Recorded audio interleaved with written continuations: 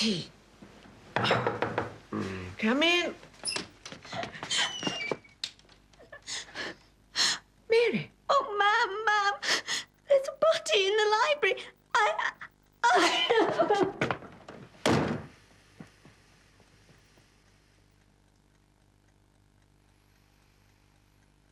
Arthur, wake up. Arthur. Dolly? Mary just said there's a body in the library. Say that again. There's a body in the library. Mary just said so. Impossible. Must have imagined it. I didn't imagine it.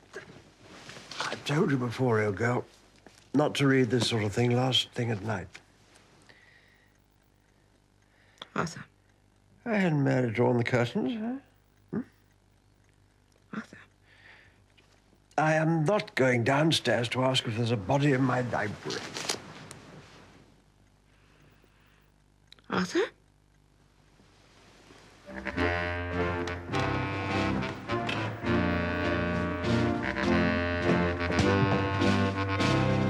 I directed that nothing should be done till you came down, sir. Shall I call the police, sir? Lorimer, are you seriously trying to tell me that there's a dead body in my library? Well, perhaps you'd care to come and see for yourself, sir.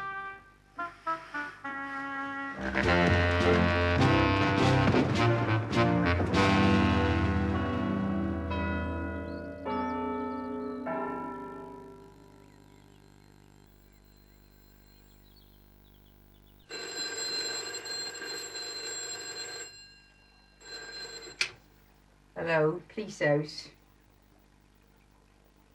Right. Bill, it's for you. Me? Hello? Who's there? Well, It's there, all right. but Arthur. I know. It's complete nonsense. I mean, you have to pinch yourself, don't you? A body in our library. My dear. Still, there it is, as large as... Look, old girl, bound to be a bit of a hullabaloo. How about some company for you, eh? You know. What a good idea, Arthur. Yes, that's quite nice, Esther. Now, always remember to make it into a nice pointy mountain, just like that, and not a dumpy hill. Yes, ma'am. Yes. Well, the brass looks quite smart. Yes, well done. Thank you, ma'am. Oh, dear. Well, I wonder. It's Mary Mead 3-5. Is that you, Jane? Oh, you're up very early, Dolly. My dear, we've just found a body in our library. I'm coming down to fetch you so that you can see it before Constable Pork gets here. Is that all right? Dolly, what are you talking about? What body? Yes, quite. That's just it. We've never seen her before. It ought to be a practical joke, except that she's dead. She's a blonde, platinum blonde, in our library. You will come, won't you?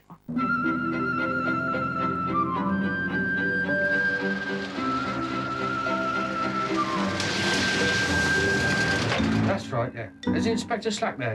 Inspector Slack there yet, please? Oh, your buttons is all wrong. Hey, about the Colonel. Shh! How come the Colonel don't know nothing about it, seeing as how it's in his library?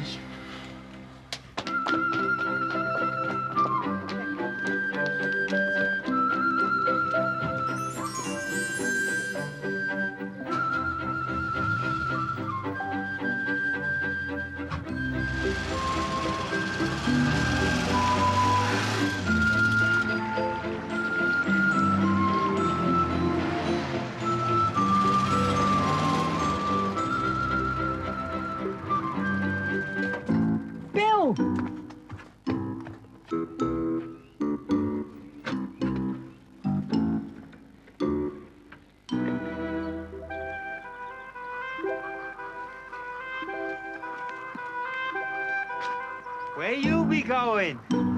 Gossips and all!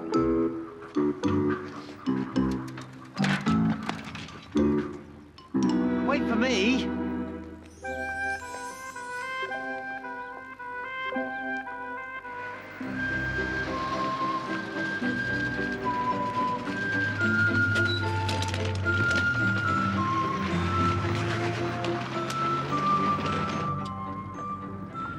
Arthur's being difficult. He doesn't think that I ought to enjoy myself about it one bit. But then I don't know the girl at all. And it's odd, but she doesn't somehow seem to be real, if you know what I mean.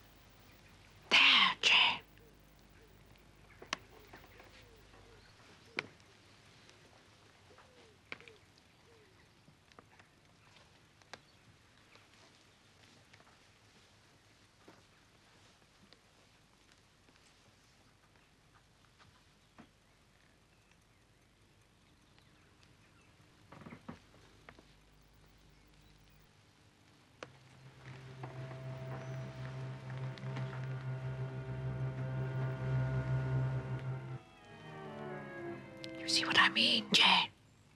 Yes. Yes, I do. I agree. She's not real.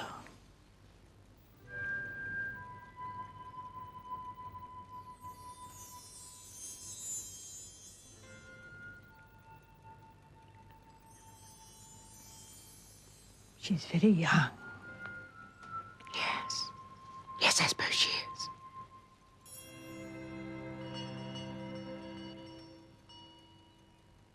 That's Constable Bork.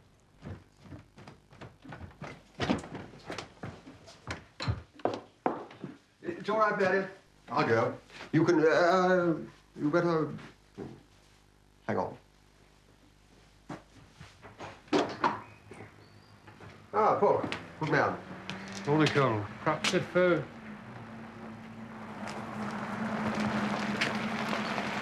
didn't tell me you were bringing the Chief Constable over. No, I... Hello, Bantry. Just heard the news. Thought I'd pop over on my way in. Oh, well, very good of you. Has Inspector Slack arrived yet? Slack? No. Bad show, all this.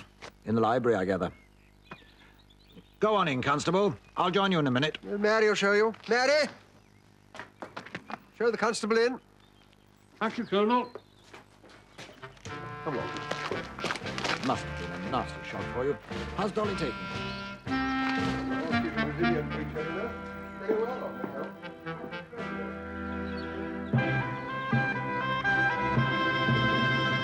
Huh? Miss Marple? Good morning, Bill. Don't worry, Constable. We haven't touched anything.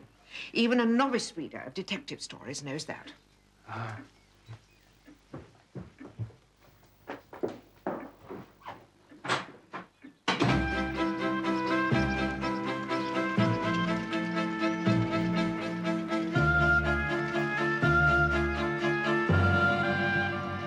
You say you've never seen the girl before? Never clapped eyes on her. Ah, Colonel Melchett. How are you? Hello, Mrs. Bantry. And the redoubtable Miss Marple. Oh.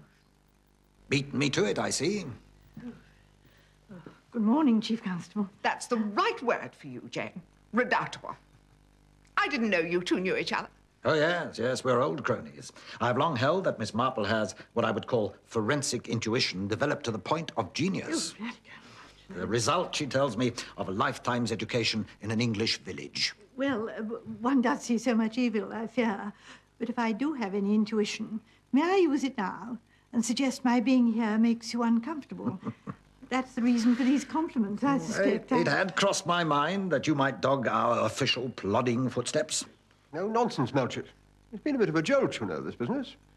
Dolly asked Jane over, simply, well, no, woman to woman. She may look as if she's taking it calmly, but this sort of thing, well, there's no telling, is there? What? Who left us any breakfast, Arthur? I hardly ate a thing. Well, there may be no telling what sort of state I'm in, but I think I could eat a horse. Jane. Good, right. Well, better take a look at the library then. I'll show you. Thank you, Laura.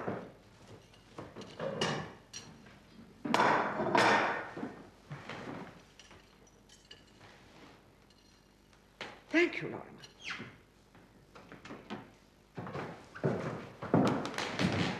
Well, Jane. Well, I suppose it does remind me a little of Mrs. Cheffy's youngest, Edie, you know. I think that's because this poor girl bit her nails. Yes. Edie was fond of cheap finery, too. That satin dress she was wearing. Oh, dear me, yes, yes, very poor quality indeed, yes. But what was she doing in Arthur's library? Well, she wasn't dressed for burglary, was she? No, dressed for dancing, quite. Or a party? Yes, but we don't have parties. At least not that sort of party, do we? Do we? Oh, no. But Jane, I knew his mother. All the same. Selina Blake is the nicest person imaginable, and she has the finest herbaceous border in the county, mind you. Arthur does very nearly burst a blood vessel whenever Basil Blake's name is mentioned. Did I ever tell you?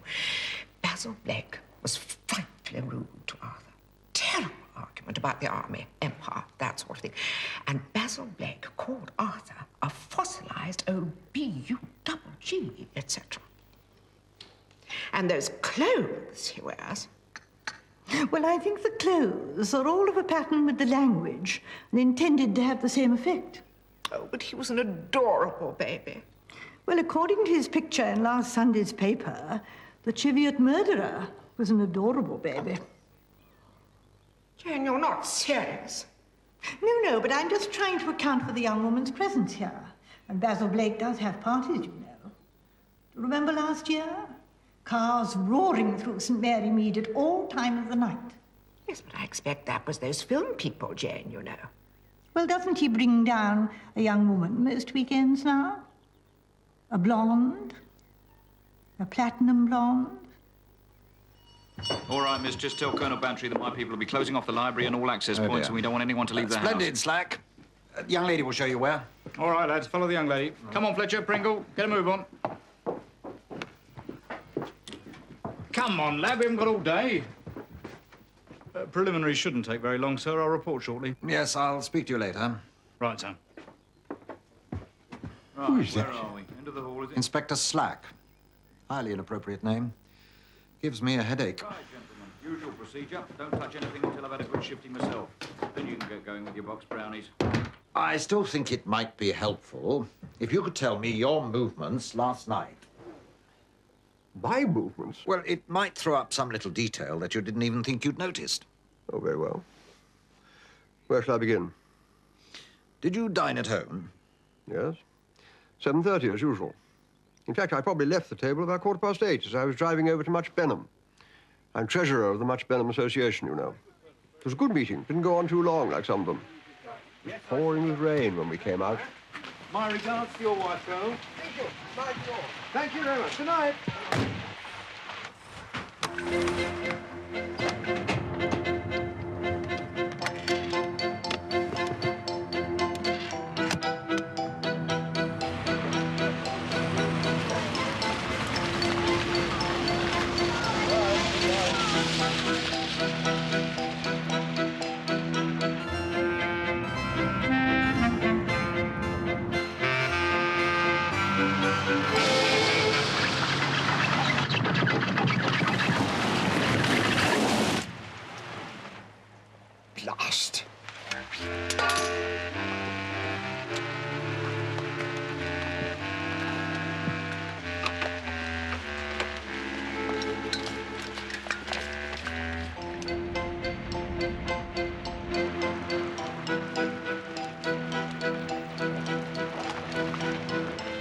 were back at 11:45.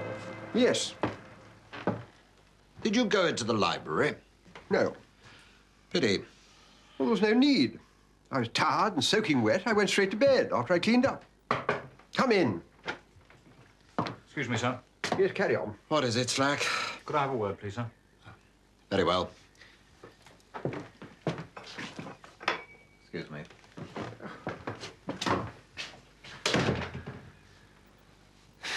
Dr. Haydock's here. I can't do much while he's conducting his rituals, so I've just been on to HQ, sir. And what have HQ got to say for themselves? Missing persons. They think they've got a likely candidate, young female from one of the big hotels down on the front at Danemouth. Danemouth? I know it's 15 miles, but that's only half an hour or so, even on those roads. Very well, then. I'll check it then. Yes, very well.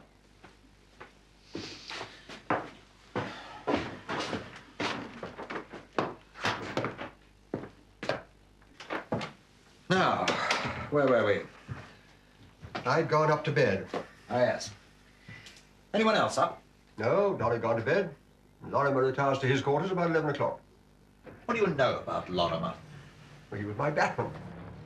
First-class fellow. Vouched for all the servants. Practically grew up with them. Oh, I know, since the war, houses have had to make do with what they can get. We've had to take on some daily help ourselves, I believe. But Dolly says we've been damn lucky. No. Vouch for them all. Now, look here, Bantry. I'd like your absolute assurance that you have never, in fact, seen this girl before. I dare say you do. You see, old boy, just between ourselves, if you were tied up with this girl in any way, much better let it come out now. Oh, good God, man, I'm not suggesting that you murdered the girl, but, well, you must see that it could be very awkward. I mean, there's no avoiding the fact that she's lying there dead in your library. I have already told you, Melchett. I never saw that girl before. Fair enough. And now, if you'll excuse me, we'll find some coffee in the dining room.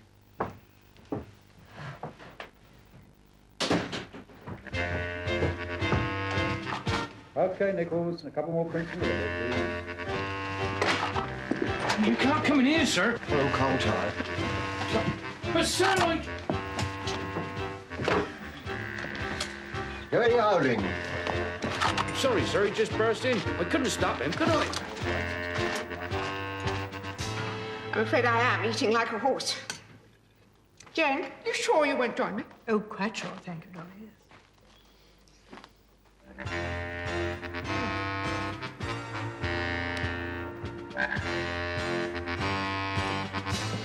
Oh, dear. Arthur mentioned coffee. Of course, Colonel Melchett. Come in. Arthur's upset. I always know he's got something on his mind when he goes off to Home Farm. We have pigs at Home Farm. Something very restful about pigs. The philosophers of the animal kingdom. But when Arthur takes his gun with him, it means that he's really upset. How does that follow? Well, he only takes his gun with him to pretend that he's not going to Home Farm, which means he's pretending that he hasn't got anything on his mind, which means, of course, that he's very upset. I'm afraid that may have been my fault. Awkward business, questioning a neighbor. I'm sure you were very tactful. It's all been a bit of a shock to him, you see. Poor old thing. Doesn't even shoot anymore. Well, Colonel Melchett, can we help you in any way? No, but I'm sure Miss Marple can. She probably has the answer to this whole business already. Oh, nothing like that, I assure you. No. Nonsense. She's practically solved it already. Tell him about Basil Blake. Now, Dolly.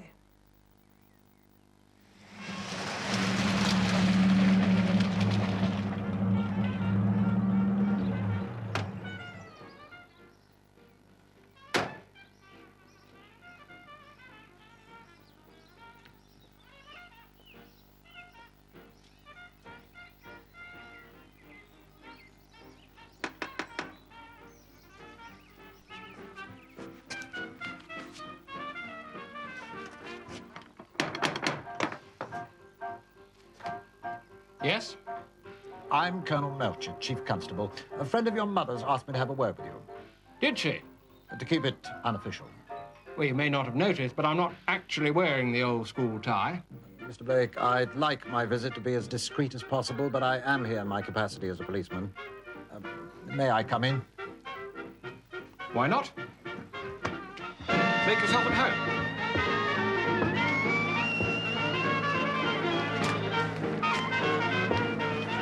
Thank you.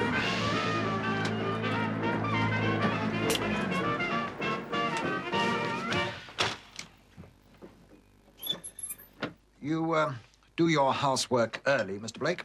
Not at all. I haven't been to bed yet. Indeed. Is that significant, Chief Constable? Probably not. I was at a studio party. All night? Certainly. It was an orgy. Some of the things that went on would have exceeded your professional imagination. I got back at dawn. Drink? Thank you, no. Mr. Blake, are you alone here this weekend? Well, would appear so, wouldn't it? I understand that you normally have a visitor, a young woman. Blonde, I believe. Aha. So that's the crime, is it? Had the old cats in the village been onto you? When did they put rural fornication on the statute book? I am here, Mr. Blake, because a young woman, a blonde young woman, has been found murdered.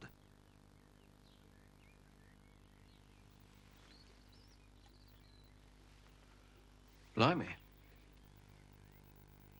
Where? At Gossington Hall. Gossington? At old Bantry's? The dirty old soldier.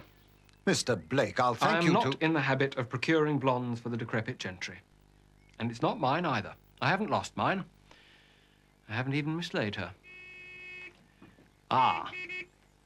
The plot dilutes, Chief Constable. That sounds like the prodigal blonde. You should have had that drink.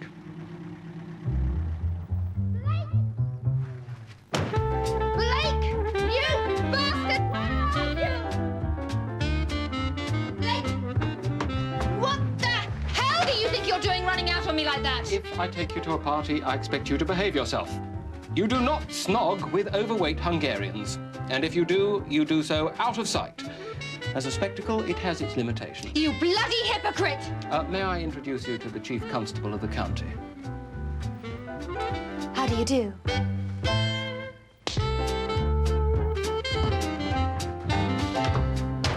There you are then, Colonel. My blonde bit appears to be alive and scratching. So why don't you go and see about Bantry's?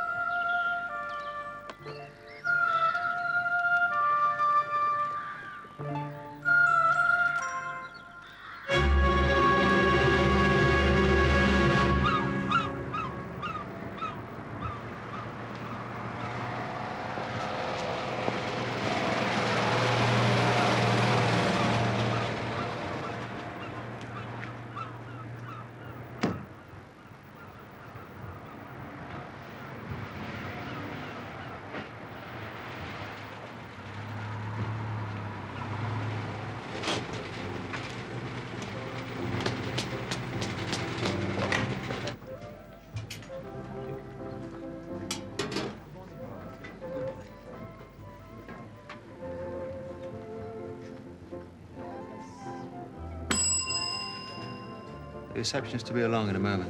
I want to speak to the manager. It's urgent. Very. Get in for me, will you? Who can I say it is? Detective Inspector Slack. Who are you?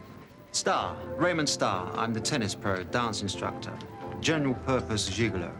I wish you wouldn't say that, Ray. Are you the receptionist? I want to speak to the manager immediately. Tell him it's important. I am the manager, Alistair Prescott. What is it? Inspector Slack. You care to come into my office, Inspector?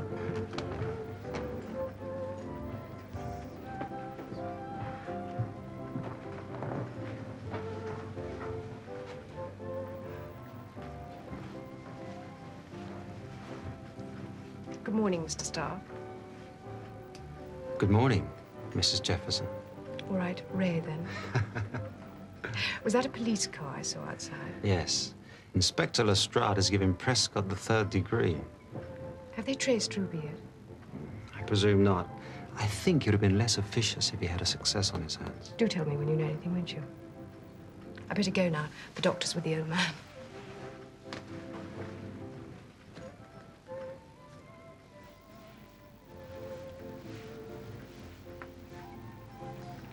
As soon as you hear anything, Ray. Of course.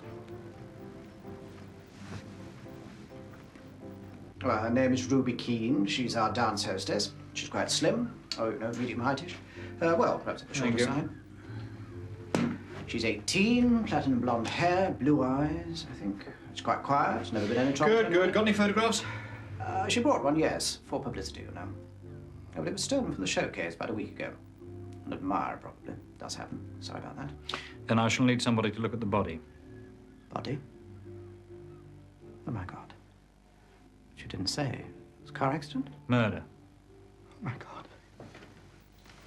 Oh, my God. Calm down. It wasn't on the premises. Oh, you're still here, are you? Good. Got a diary? Yes? Listen, about this girl. Ruby, have you found her? We've found a body. Is it her? Yeah, we don't know. We need somebody to identify her. Someone who knew her well. I see. Well, we all knew her, but she has a cousin. Her name's Josie.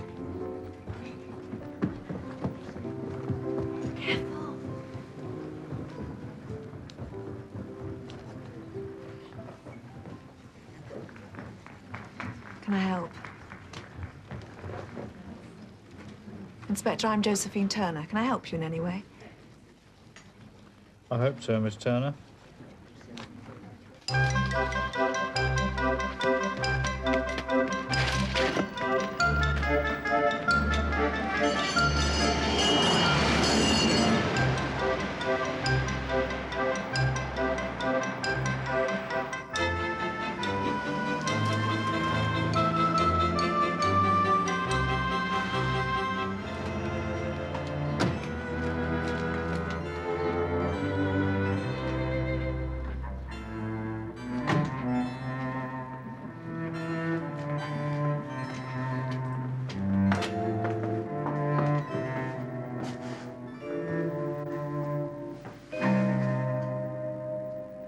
Yes. Yes.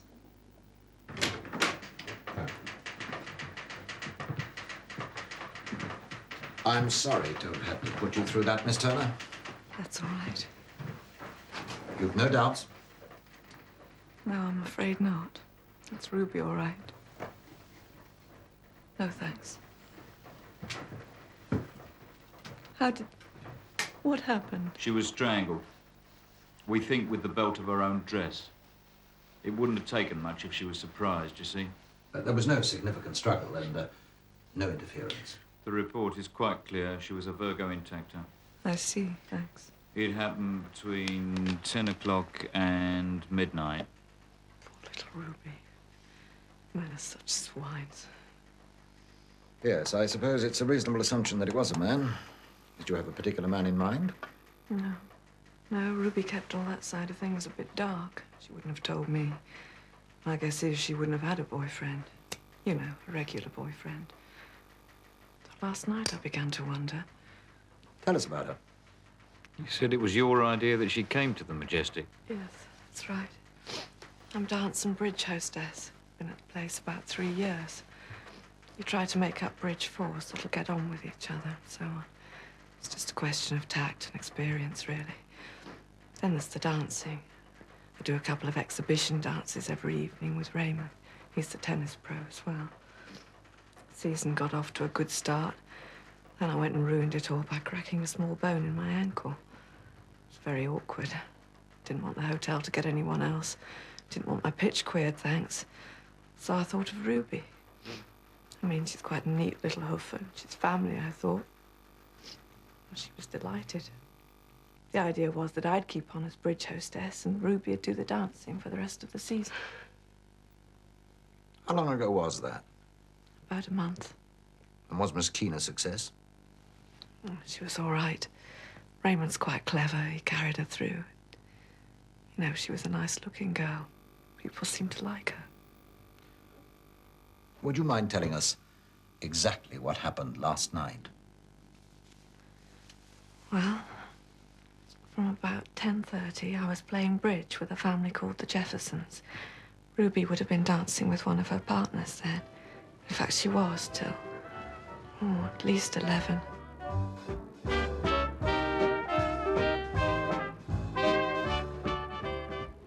Next thing I knew, Ray came to tell me she hadn't turned up for the midnight session. So we both went to look for her. We're supposed to be on now. Yes, I know. We've looked at them, but she's your responsibility, Josie. Well, I don't know. The little terrace at the end. You can only get there from Prescott's rooms. Where the hell is she? Let's look somewhere else. Josie, we've looked there.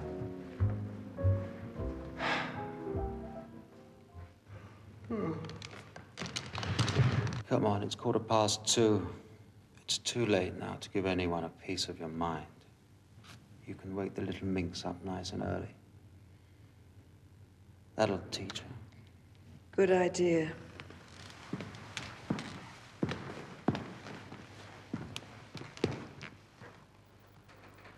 Who reported her missing? Jefferson, Mr. Jefferson.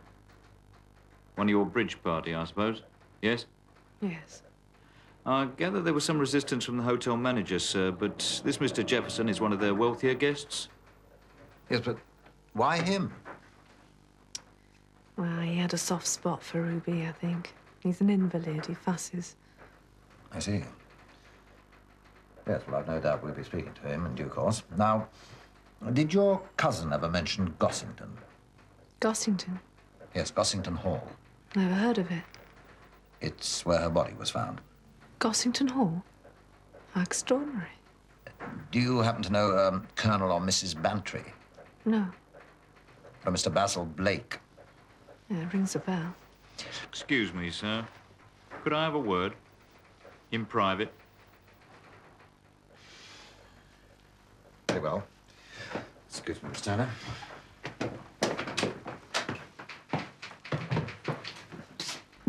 Well? Colonel Bantry dined at the Majestic last week, sir. It was in the hotel reservations diary. What are you trying to say, Slack? I am aware that the Colonel is a friend of yours, sir. So? I think we should take Miss Turner to Gossington Hall.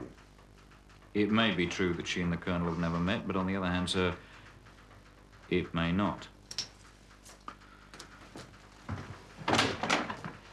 Miss Turner, I wonder if you'd do us just one more favor. Would you mind accompanying us to Gossington Hall? She was there on the hearthrug.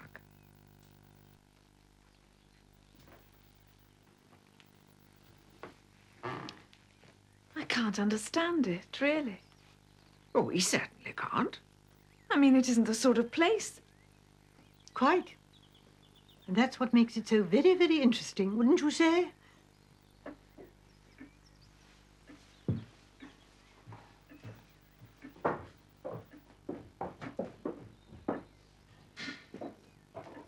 Your good man going to be long, do you think?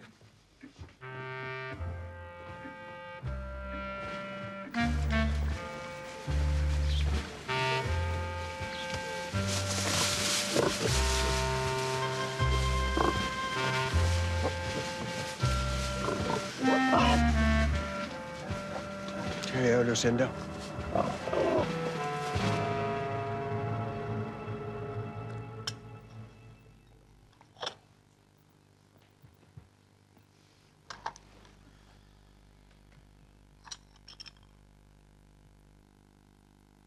This scraper's useless. Lorimer, where are my house shoes? Dolly, if you don't want me to bring money to the house, either get Lorimer to fix that scraper or sort out some sort of house shoes. The war's over, you know.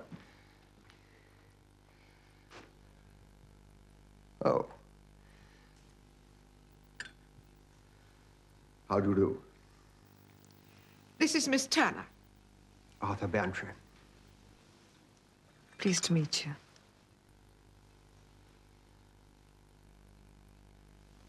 Miss Turner has come from the mortuary to identify the body, Arthur.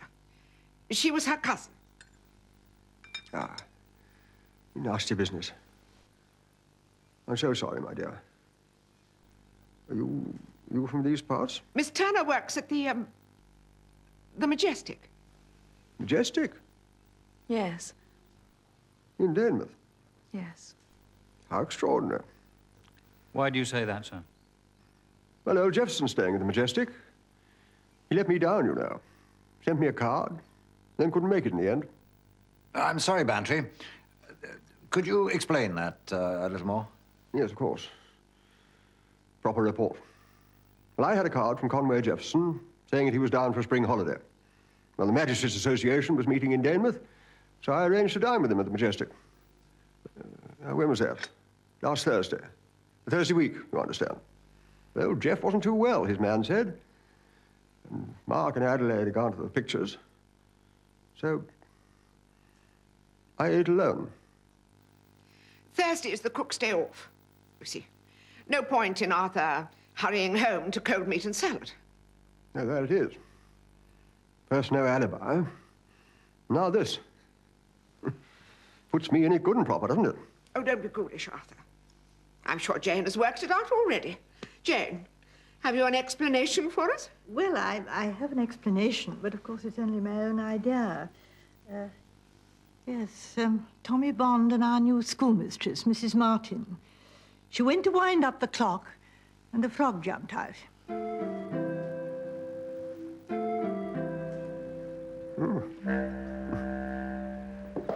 I'll wait for you in the car, Miss Turner.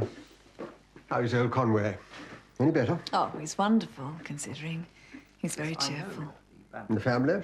Mark and Adelaide? They all right? Yes. Well? Yes, yes. Miss Turner, they are all right, aren't they? I mean, they are nice people, as I remember.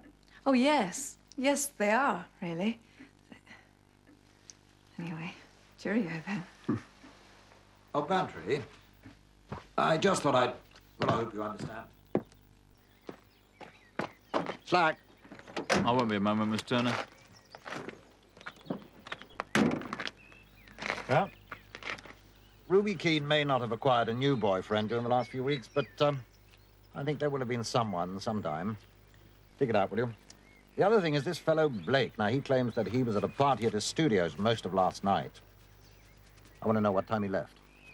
Now, I know tomorrow's Sunday, but I'd like you to make a start at the hotel. Oh, and do your best to keep the press out of it, otherwise it'll be impossible. And make an appointment with this fellow, Jefferson. Yes, I'll come with you. Call me. Got you, sir. And about Colonel Bantry. Sir? Well done. Always best to make sure.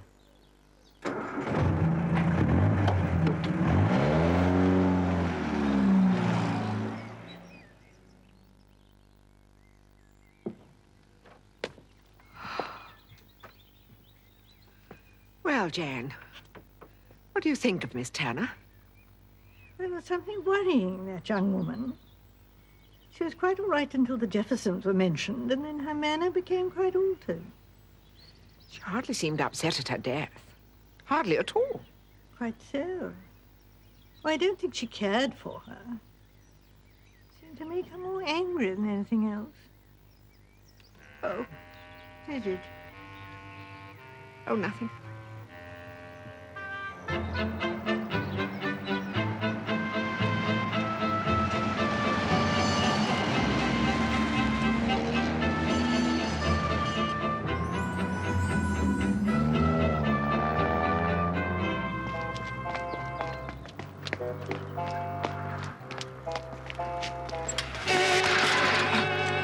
Found a body. How come you beat the death of me? Found a body. Oh, you got a bit excited, did you? Yeah, well, I think we all did. When they go take it away? Oh, they've already done that. All they've got to do now is solve the crime. Now, what is it? My body. No, it's not yours, lad. I found it. No, Mary found it. I found it. It's my body. Malcolm. All right. You can say you found it if you want to. I suppose Mary will mind. I must be off then. Give my regards to your ma.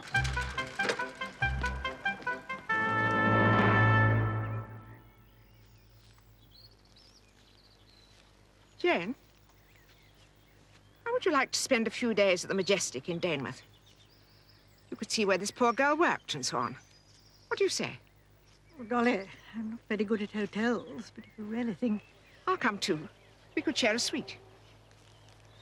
I don't know. I feel I'd like the air to clear here for a bit.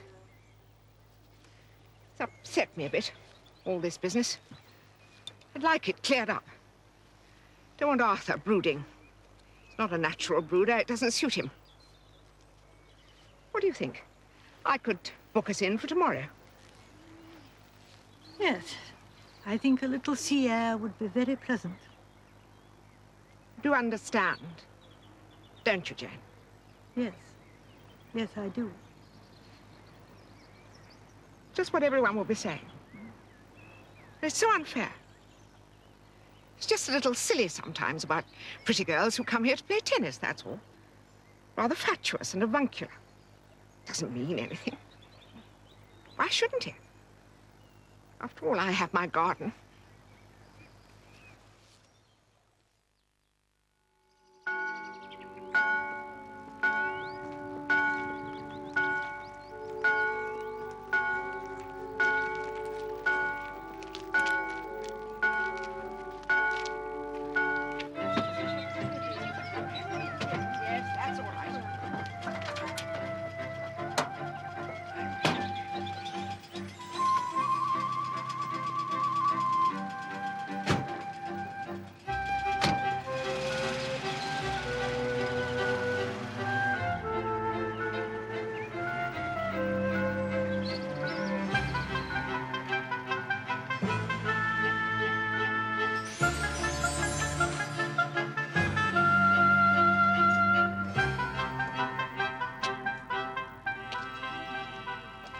Jefferson first, sir. Black. I think I'll tackle Jefferson on my own. Less intimidating, hmm? You get the incident room ready and I'll look in before I leave.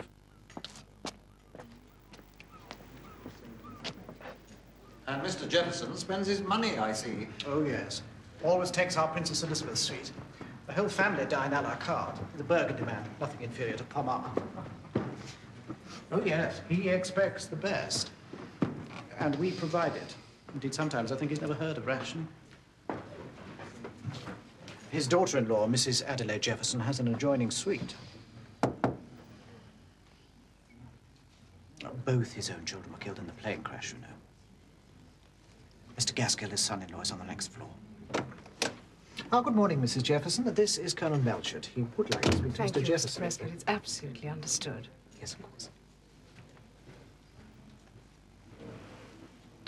My father-in-law is expecting you, Chief Constable, but I'd be awfully grateful if you didn't take up too much of his time. He's not been frightfully well, and this has been something of a shock for him.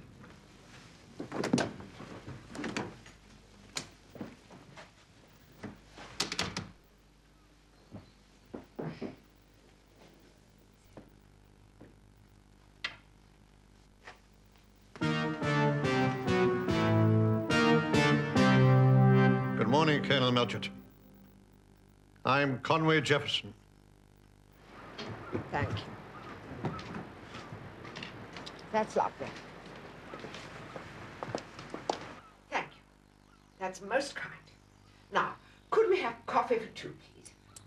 Yes, ma'am, certainly. Thank you. Jane? Oh, I see. Isn't this just the thing? Sea air. Jane? Are you thinking? I understand that it was you, Mr. Jefferson, who insisted that the hotel manager telephoned the police yesterday morning. That is so. May I ask what your interest in this girl was? I was more than interested. I was going to adopt her. Ruby Keene was about to become my daughter.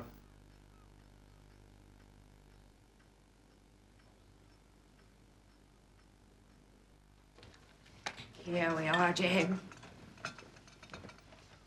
Isn't this nice? Oh, why am I such a muddlehead? You? Oh, but I am. Things swim in and out, pop up here and there. I don't know what they are or what they're doing. This poor child who's been murdered. There's something missing, you know. There's something linked with this business that hasn't yet been found. I don't know what it is.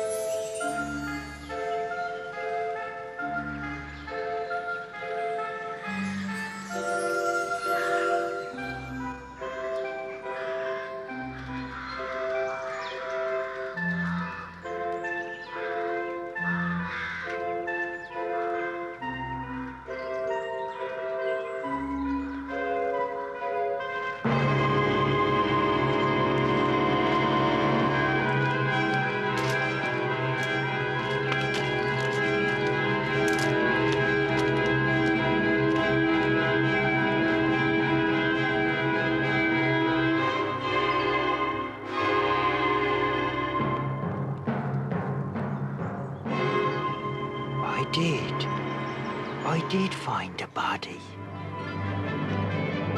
Of course, it's too ridiculous. I haven't been to the seaside for years. And now, instead of doing whatever it is one does at the seaside, here I am, sleuthing like mad, trying to clear my poor husband's name. I mean, it's potty, isn't it? Look around you. Would anyone think that 24 hours ago a perfectly strange young girl was found dead in our library? And now here I am with you, tracking down suspects at a 5-star seaside hotel. Murder at the Majestic. Oh, I'm sorry, Jane. Were you thinking? What? Oh, well, perhaps, yes. Ah, well then, I'll be quiet.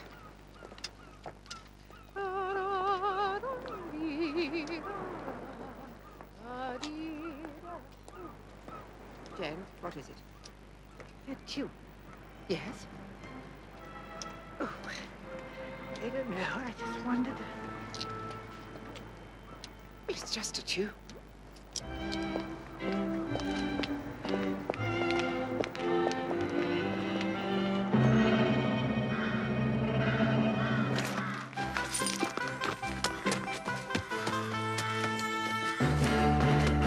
I suppose the key to it all was that 8 years of mourning were coming to an end. I've only just realized it. Thanks to you, Annie. To me? Yes, if you hadn't struggled free of me a little this holiday, then I doubt... Dear God. Poor little Ruby.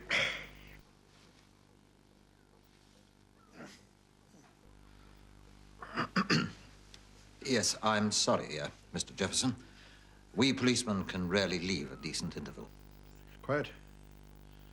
I want to help, Chief Constable. Very much. What do you want me to tell you? Well, as I understand it, 8 years ago in the plane crash, you lost not only your wife, but both your children, a son and a daughter. And they each left behind a wife and a husband, namely Mrs. Jefferson here and Mr. Mark Gaskell.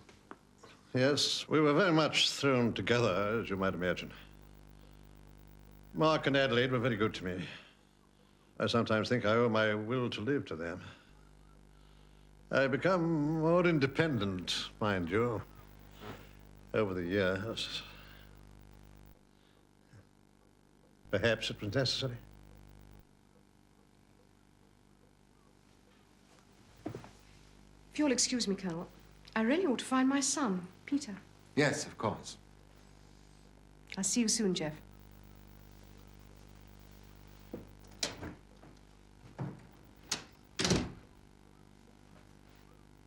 Mr. Jefferson, when you announced that you intended to adopt Ruby Keene as your daughter, what was the reaction of Mrs. Jefferson and Mark Gaskell? They weren't tremendously pleased, but they took it all right. And was that the reaction that you expected? It was, yes. I didn't expect them to like it. I had made healthy provision for both of them when they married my children. Yes? So I didn't expect them to behave unreasonably. It's my experience that families often do. Oh, but we shared a lot. Don't forget. And they had no blood claim on me. True.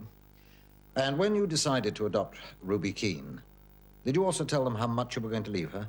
They're not stupid. They'd have made educated guesses. How much was it, in fact? 100,000. Yes, I suppose that's a motive. I don't envy you trying to prove either Mark or Adelaide a murderer. Jane, really? I can't solve a murder with sand in one shoe. I want my lunch. Oh, yes, of course, Dolly dear, you run along. Yes, I'm sorry not to be more companionable, but Oh, come along, Jane. Are you going to tell me or aren't you? I'm sorry. Well, for heaven's sake, who strangled Ruby Keene? And why did they leave her body in our library? Oh, that, yes. Well, isn't that what you've been thinking about? Well, in a way, yes. Of course, it's obvious who might have done it, but as I say, there's something missing. Yes.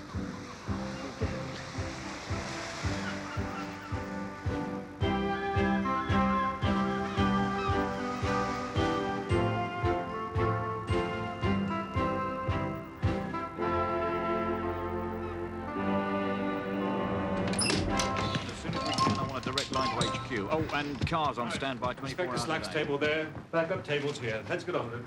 Gotcha. Ah, yes, Mr. Bartlett. Ruby Keene seemed happy enough to dance with you? I hadn't thought of that, yeah. Well, sort of her job, really, isn't it? Yeah, I think she was quite, I danced quite decently, you know. You finished dancing when? Gosh, sorry. Couldn't say. No idea at all? Sorry. It's a thing in time, isn't it? What did you do after you stopped dancing? Well, you know how it is. Thought I might get lucky, take some for a spin, you know. But then she pushed off. Who did? Ruby, after I last danced. Lake? Yawning like a monkey through most of it anyway. Then she said she had a headache. I say, was I the last one to see her? I mean, apart Where did she go? To her room, she said. What did you do? Do? Yeah, see what you mean. Could have been anything, really. What was it, in fact? Drink, probably. Usually drink after waggling a leg. I think I wandered about and stowed about outside. Hate it when it's stuffy. Hate it. Of course, that's it. Must have. Because that's when I spotted it. What? Well, I didn't spot it because it wasn't there. Sorry. But I spotted it had gone. What had? The motor. Your car? Absolutely. Sorry, I reported it with the chaps down at the station at Thingamy Road. I say, you couldn't, could you?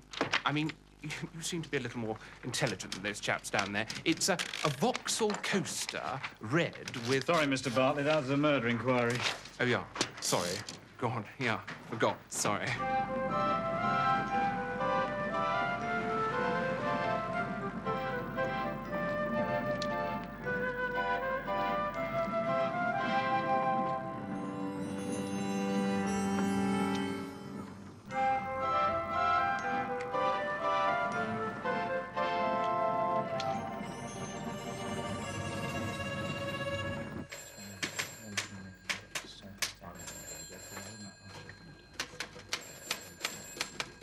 You're staying here alone. You checked in on Wednesday and planned to leave on Sunday. And you never noticed. Well, You thank won't for get the coming along. ballroom until We 11 won't o'clock, be I contacting understand. again. I'm sorry to trouble you again. Not at all. We need to establish... Lake! Sir? Perhaps you'd be so good as to... Hello. Yes, can I help you? Ackroyd? Mrs. Perkins. Yes, now what can I do? Now, Miss Turner. You were walking your dog? We need to establish the actual times, you see, of your cousin's movements. And, of course, the movements of others who are involved. Yes, of course. Now, you said in your previous statement that she did her exhibition dance with Mr. Starr. Yes, that was 10:30. There or thereabouts. She used to look forward to it. Ladies and gentlemen, Miss Ruby Keane.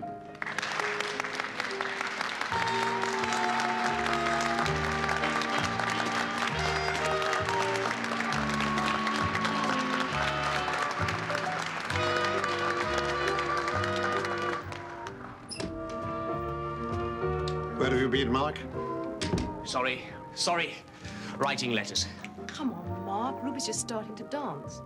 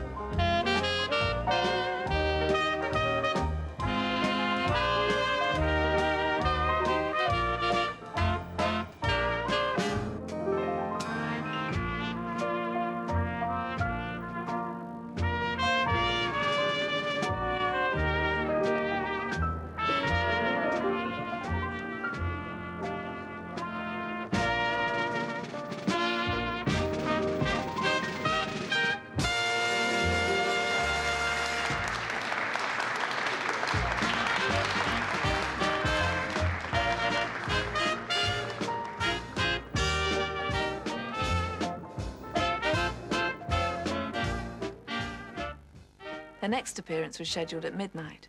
It was just after that that Ray came over to the table. He wasn't pleased.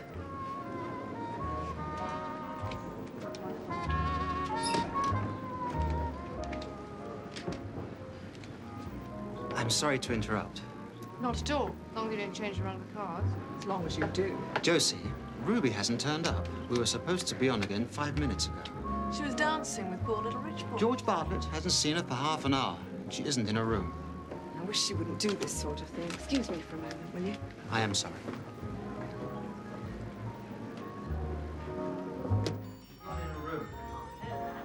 But we're supposed to be on now. Yes. But she's your responsibility. Where the hell is she? Bridget, have you seen Ruby? Listen, Ray, we'll have to do a toned-down version ourselves. Right, I'll buzz upstairs and change. You work out a routine with plenty of the slow spectacular. Not too much of the athletic flash. You'll probably put that ankle right back. And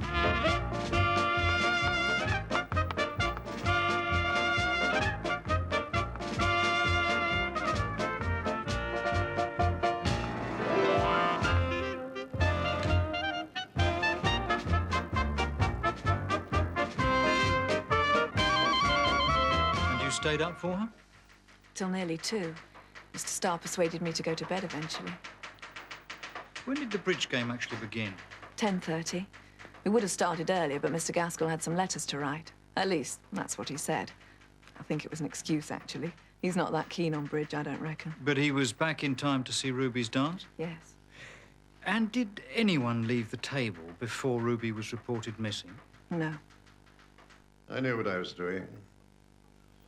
Others will tell you that Ruby amused me. It was more than that. To an extent, of course, she was performing. She was a natural storyteller. She had that from her background. Her parents were both theatricals. What a childhood. Dreadful lodgings. Catching the train on Sundays and not going to church. They had to get to the next touring date, you see. Fascinating to me, this sort of thing. And you know, even the most horrifying anecdotes always ended in laughter. Her laughter, I mean. No complaints, no comments. Just clear-headed amusement. She had a marvelous knowledge of life. And it had left her unsullied. Unsullied? Yes. I want to make that clear.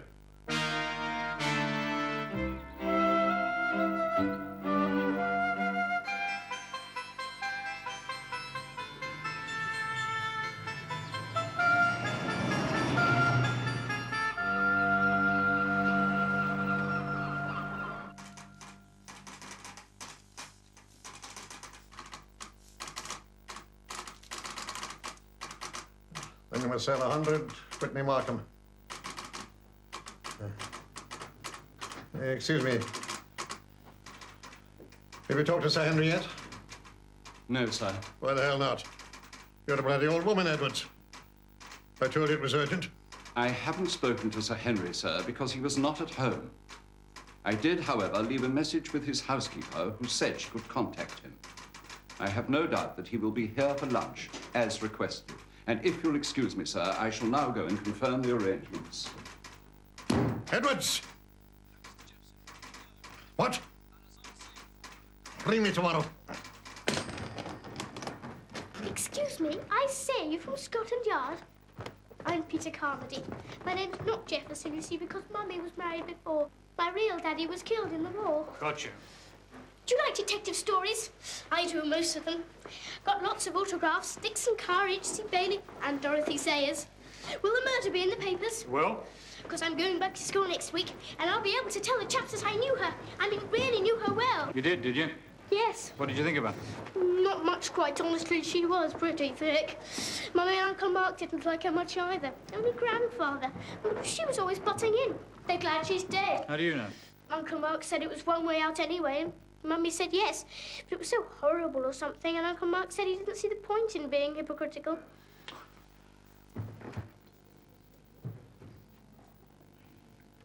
Sir. Thank you, Slack. Thought I should take a look at Ruby Keane's room for myself. Of course, sir. Your prerogative, sir. That was Mrs. Jefferson's boy, wasn't it? Mm-hmm. Did he have anything to say for himself? Oh, he thinks his mother probably did it, aided and abetted by his uncle. Does he now? Chambermaids only do the staff rooms once a week, so nothing was touched. No unaccounted prints. Is this the dress she was wearing for the exhibition dance? Yes, sir. As far as we can tell, she left George Bartlett at 11:30 and nobody saw her after that. So presumably she came up here, changed out of this into the white dress she was wearing when she was found. Yes, sir. Who occupies the other rooms on this floor? Only Josie Turner opposite. The other rooms are empty. The extra summer staff used them later. So there was no one to see her.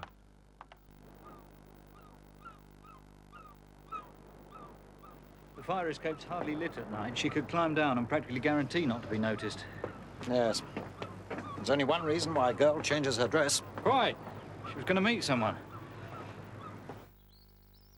I'm sorry you had to cancel your little gathering. I was looking forward to it. Everyone's catching it. The Naylors rang last night to cancel their due. Yeah. Never mind. Yes, yes. Well, my regards to Mrs. Duffy. Goodbye.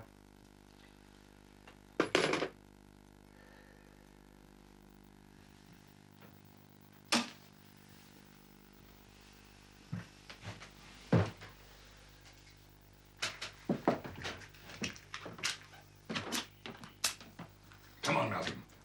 Come on. You said you wanted to see the Colonel. You can't back out now. You've got to tell. Now, come on.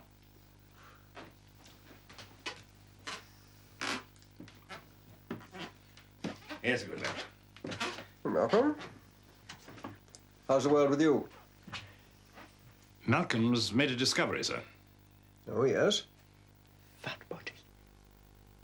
What? Found a body.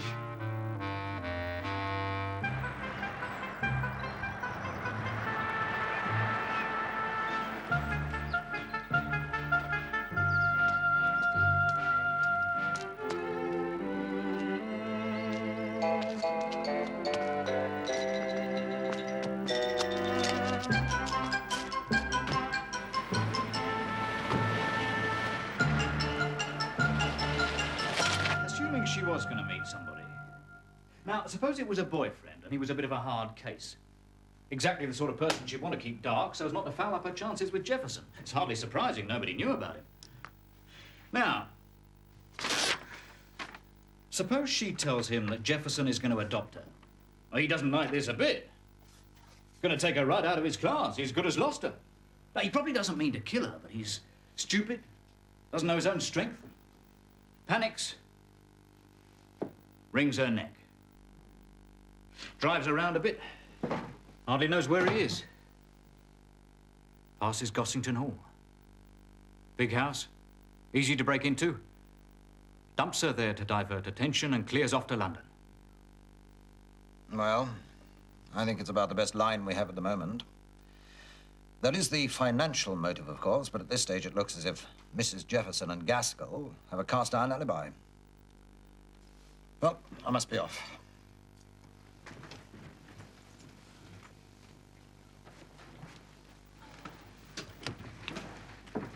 Slack. I want you to report to me at the end of each day, whenever you finish.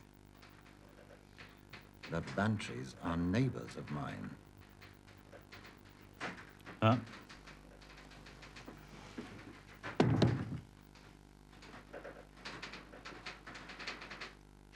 Late! Tell Prescott, that's the manager, that I want to speak to that flash piece of goods who teaches tennis. What's his name? Starr. Bridget, pop down to the tennis courts and ask Mr. Starr to come up. We should be finished by now. There. I'll send Mr. Starr along to the room that we've given you. Thank you, sir.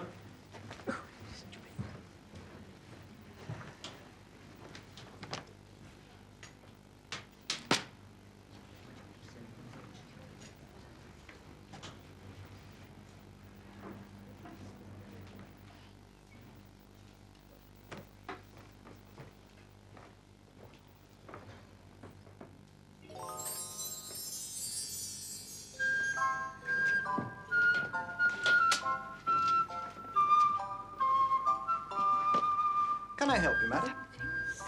Something I've seen and I don't know what it is. Madam. Oh, I beg your pardon. How can I help you, madam? Oh, I only wish you could. I sometimes feel we have no control over what our eyes decide to see or not to see.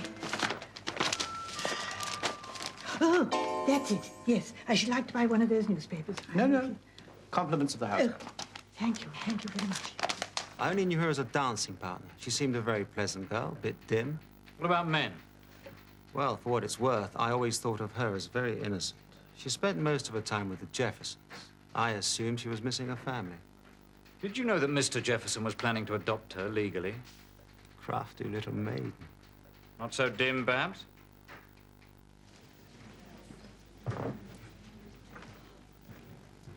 Good morning.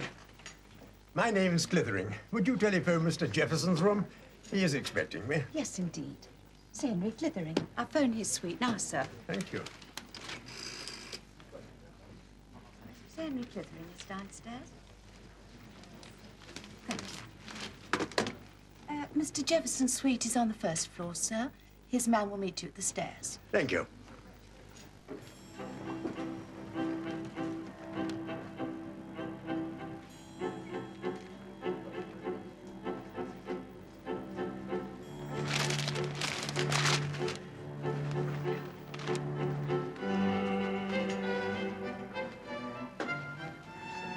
Do you think Josie Turner knew about the adoption business?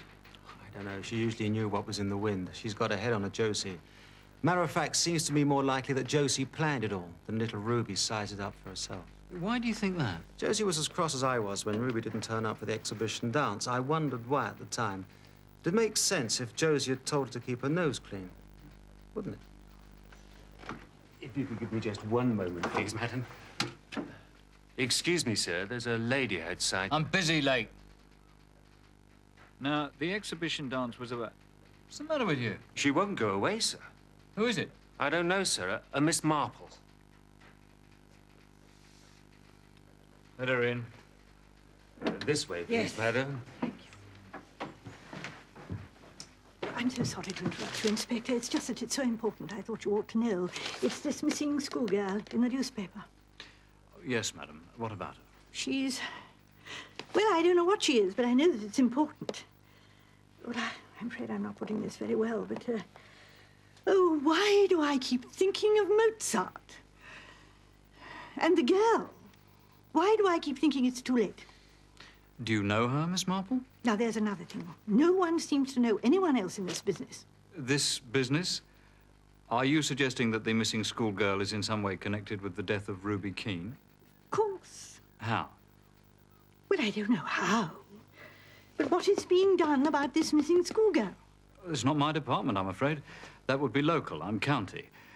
If you're really concerned, Miss Marple, I should have a word with the duty staff at Danemouth. That would be the Harold Road station. Do you know it? Oh, dear, oh, dear. Well, it's probably too late, anyway.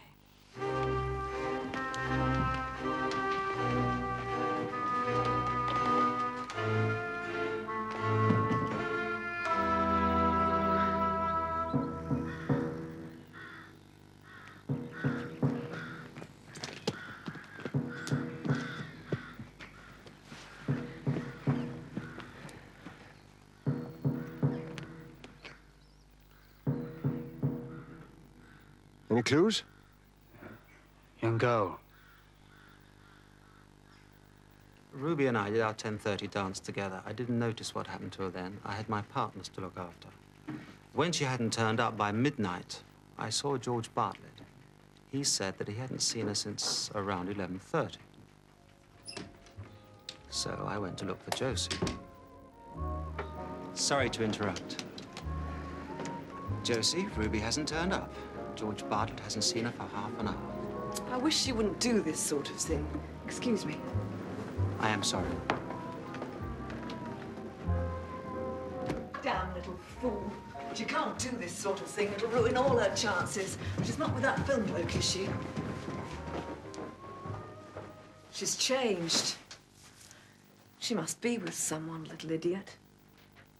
How I'm going to square this with the Jeffersons, God knows. The Jeffersons? Never mind. Come on.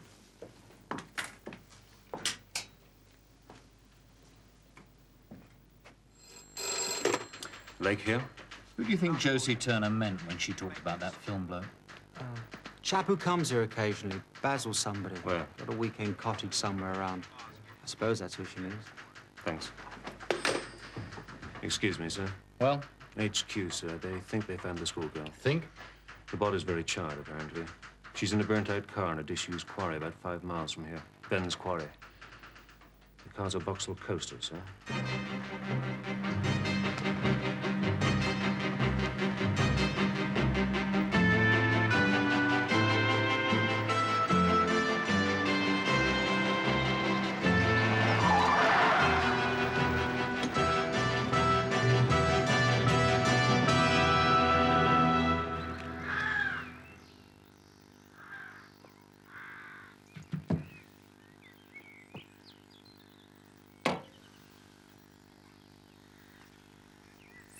Where do the parents live?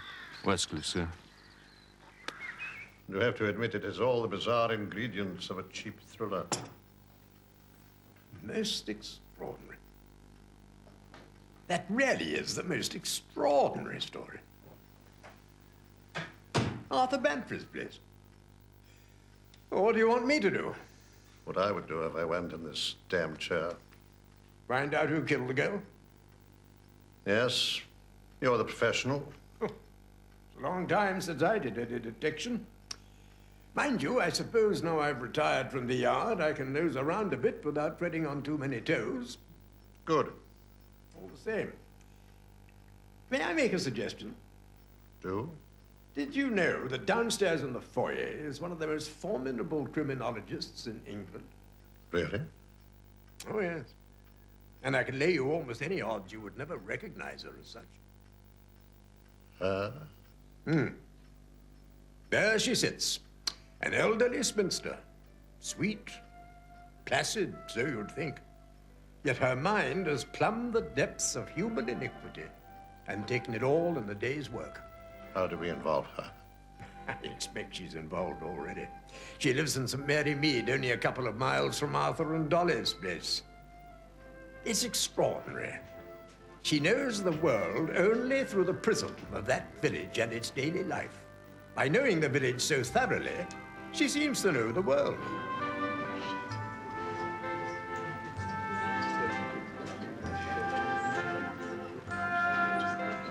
Miss Marple. Oh, Sir Henry. Oh, what luck. What a great pleasure. Oh, how kind of you to say so. Are you staying here? Yes, as a matter of fact. Poor Dolly Bantry and I are sharing a suite. I thought you might be involved. Have you found any village parallel yet? Well, Not really, no. You don't sound sure. Well, I was trying to account for Mr. Jefferson's infatuation with the poor child that was murdered, I must admit. Mr. Harbottle came to mind, and to a certain extent, Mr. Badger, the chemist. I knew you wouldn't fail me. Miss Marple, Conway Jefferson has asked me to keep an eye on the case, unofficially, of course. May I call you in for consultation? Equally unofficially. Oh, of course. Sir Henry, if you think my little ramblings would be to the purpose. Oh, good. Then may I ask you and Mrs. Bantry to dine with me this evening? Oh. I can't wait to hear the Harbottle Badger thesis. Oh. Until tonight.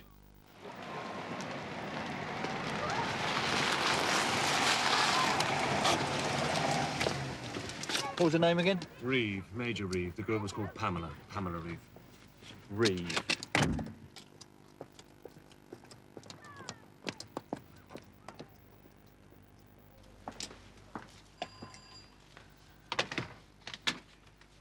Major Reeve? Yes. May we come in, sir? Oh, God. Oh, my God. Campbell? Come in.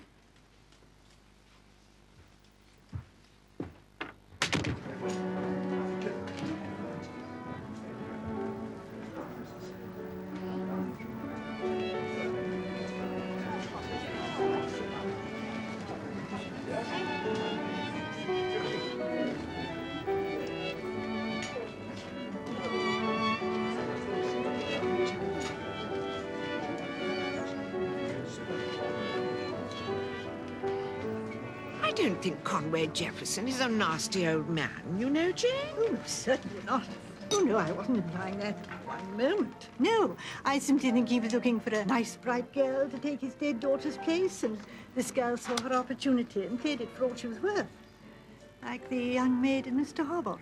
Ah, Harbottle. Good. Yes, an ordinary girl, nice manners she had. Mr. Harbottle's sister kept house for him and went away to nurse a dying relative.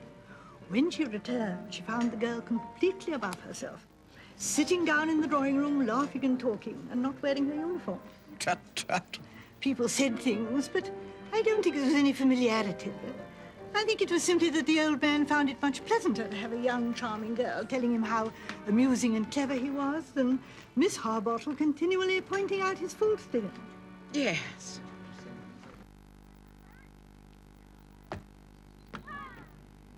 So you think it was foul play? Yes, sir. We think she was dead before she was placed in the car and that somebody tried to destroy the evidence. We found containers for several gallons of fuel. I see. You don't think she was... We think she was killed because she was an unwitting witness to another crime. We don't believe the motive was... We don't believe the motive was personal in any way. You mean sexual? Yes, sir. Another girl has been killed, and we think Pamela may have stumbled across something that made her too dangerous for the murderer. Do you think you feel up to answering some questions now, sir? We want to catch this person, and we need all the help we can get. Of course. Now, according to your first statement, when you reported her missing at Harold Road, Pamela left Westcliff to attend a guides rally in Danemouth, and you expected her home for supper?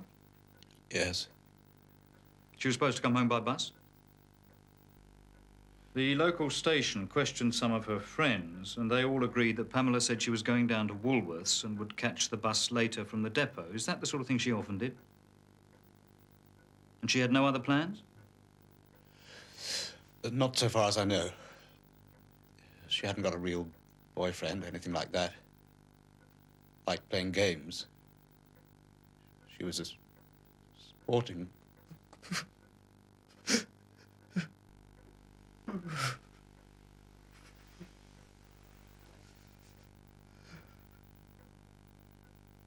And when Mr. Badger discovered that Miss Hart was carrying on with a very undesirable young man connected with racecourses and had actually pawned some of Mr. Badger's presents, well... He was furious. Well, he was certainly disgusted. I'm not sure that Mr. Badger was capable of anything so forthright as fury. Mrs. Badger got a fur coat out of it. Do you think Mr. Jefferson would be capable of fury? Conway? Oh, yes. He has drive. I'm sure he's capable of great anger. What do you think, Dolly? Yes, I do. ask, Jane? Miss Marple, you don't think... Conway, you don't really think that? Oh, no, no. No, I don't think it, Sir Henry. No. But this is a very muddy business. And I merely say that your friend Conway Jefferson is a rich, powerful, and ingenious man whom I suspect would hate to be made a fool of. That's all. Miss Marple, why were you never called to the bar? What a wonderful prosecuting counsel you'd have made. She would. She's wonderful. Oh, no, I wouldn't like it at all. All that flummery and pretense. Far too theatrical. Oh, dear me, no, no. I wouldn't have been good at all, no. I want everything you can find on Bartlett. I can't believe anyone can be that balmy. And I want confirmation that this film bloke the Turner woman was talking about is in fact Basil Blake. And if it is, then I want as much as possible about his visits to Danemouth. Check him out with a film studio, as usual, drill. Ah! Forensic prelim. Good.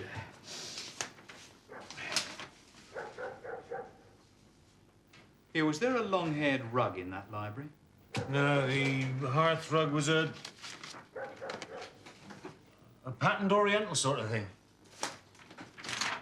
That dress she was wearing had some long hairs stuck to it, apparently. White hairs. Not wool. Ah! They reckon it was probably a goat. Mountain goat, something like that. Mountain goat, right? Don't reckon I've ever seen one. Whose house would you find one of those in, then? How about an ex-colonial type? Favourite occupation when bored with safeguarding the empire, shoot a Himalayan goat or two, eh? What, Bantry? Why not? On his own admission, driving around between 10 and 11:45 on the night in question. No witnesses. Was at the Majestic last week. Knows the Jeffersons. But who'd be so stupid as to dump a body in their own library? Or so clever.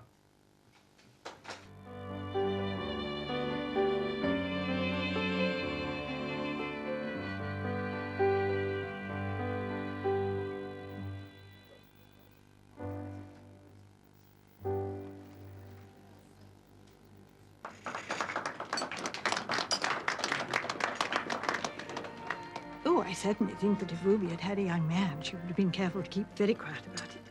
And the young man might have resented it. Yes, that's plausible.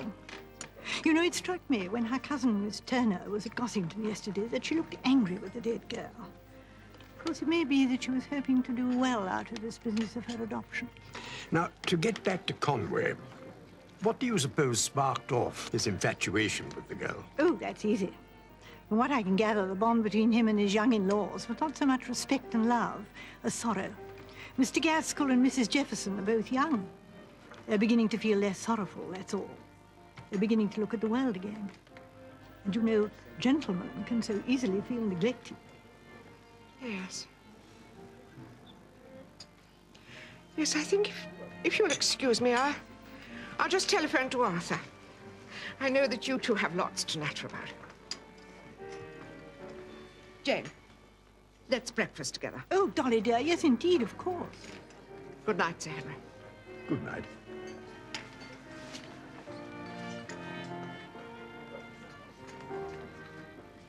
Why did you refer to Mrs. Bantry as poor Dolly this afternoon?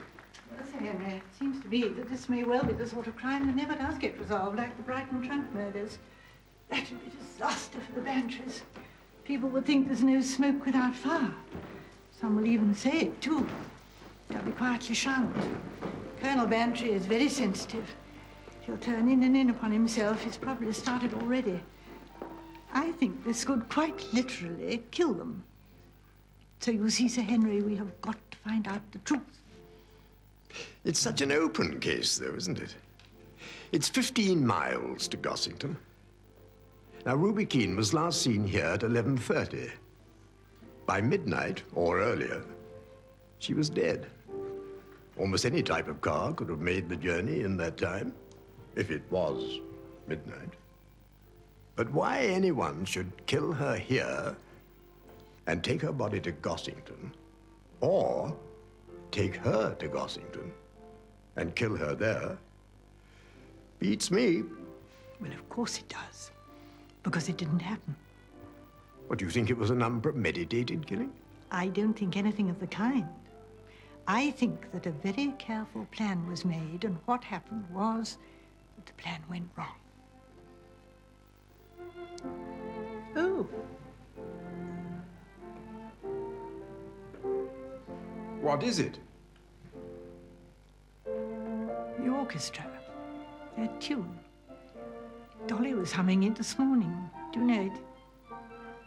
It's been haunting me, and here they are playing it. Do you know what it is? I'm not very up on the latest thing. It's Mozart, Sir Henry. Now, why do I keep thinking of it? Jolly nice. It's a mystery. But then we all are, aren't we? Even to ourselves. Especially to ourselves.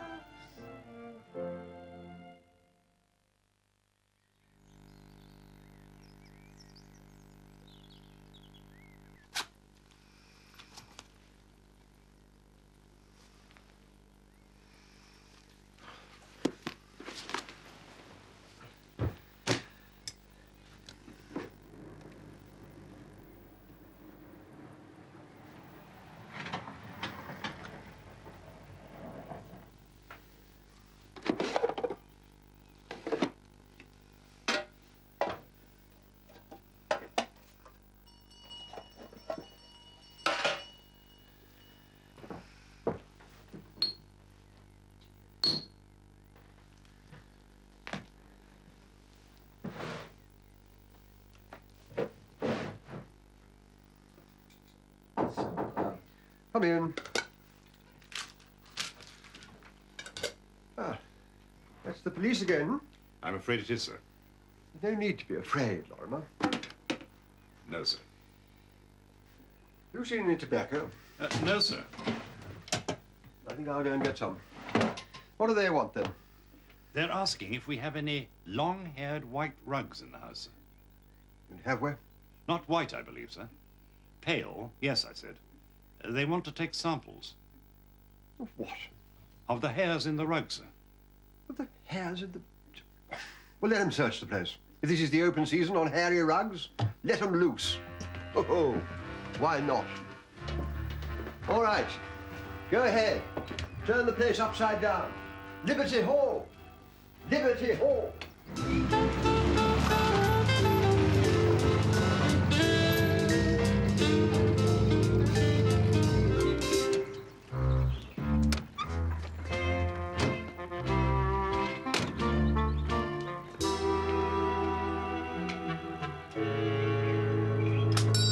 Thank you, Mr. Brogan. Good morning, Miss Dennis.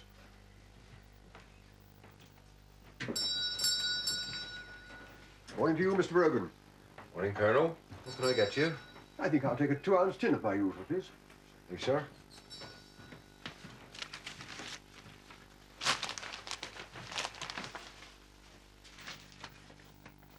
Thank you. Put it down, will you? Oh, yes. Something wrong? Nothing, sir. Nothing at all, Colonel. Please, Sad day, Mr. Brogan. Sad day.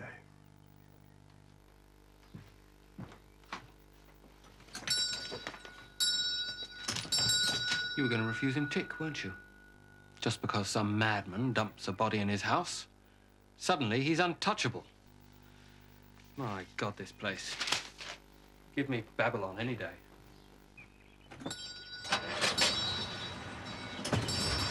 Colonel. What is it, Blake? I just wanted to say how sorry I am, sir. You are? About what? This business of the body in your house. It can't be very amusing. I must say you've got a damn funny way of putting things sometimes, Blake. Well, quite. It must be awful. Something so inexplicable. It's inexplicable. Quite. I just hope it isn't, Look, I think I'll be on my way. If there's anything I can do... Look, Blake, you and I have never got on very well together in the past, have we? Thanks for the offer and all that. But I can't see that situation changing. Can you? Good day to you.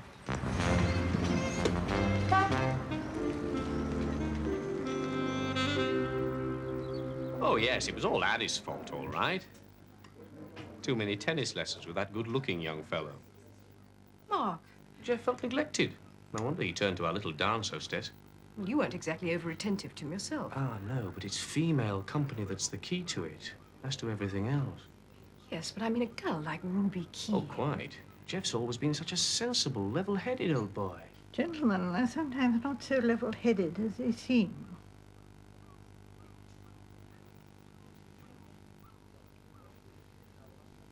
Oh, well, How is Conway today? I thought he looked well enough yesterday, but I hear he's been ill. Yes, he's all right. Tell me, Ruby Keene, what was she really like? Oh, Lord. Well, I don't see why we shouldn't talk about her. She was a common garden gold digger. Oh, Mark. And she knew her stuff. We never spotted her. Luckily for her, I'd have wrung her neck. Mark, for heaven's sake. It's just a figure of speech, Addie. We were mugs not to have tumbled her to Henry, and I was angry, that's all. Though I'm sure Addie and I are both under heavy suspicion. Jeff was proposing to settle an absolute fortune on the half-baked little sourpuss, which we have to assume would have been our loss. Well. What an unscrupulous person you are, Addie.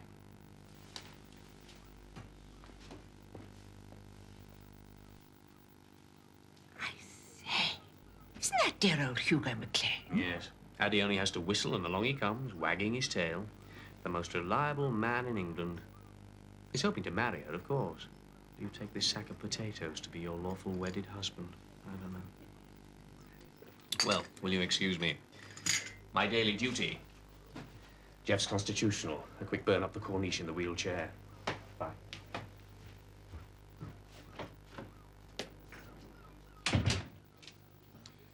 Well, what do you think of the principal beneficiaries of the murder? well, I think Mrs. Jefferson should marry again. She's a likable woman. She'd make a good companion. No wonder Mr. Jefferson missed her. And Mark Gaskell? Oh, he's a downy fellow. Village parallel, please. Mr. Cargill, the builder, he bluffed a lot of people in having more done to their houses than they wanted to, and then charged them the earth. He married money, too, like Mr. Gaskell. So you don't like him? Oh, yes, I do. Oh, yes, I think he's attractive, but he doesn't take me in. A downy fellow who talks a little too much, that's what I think. And there's another little story.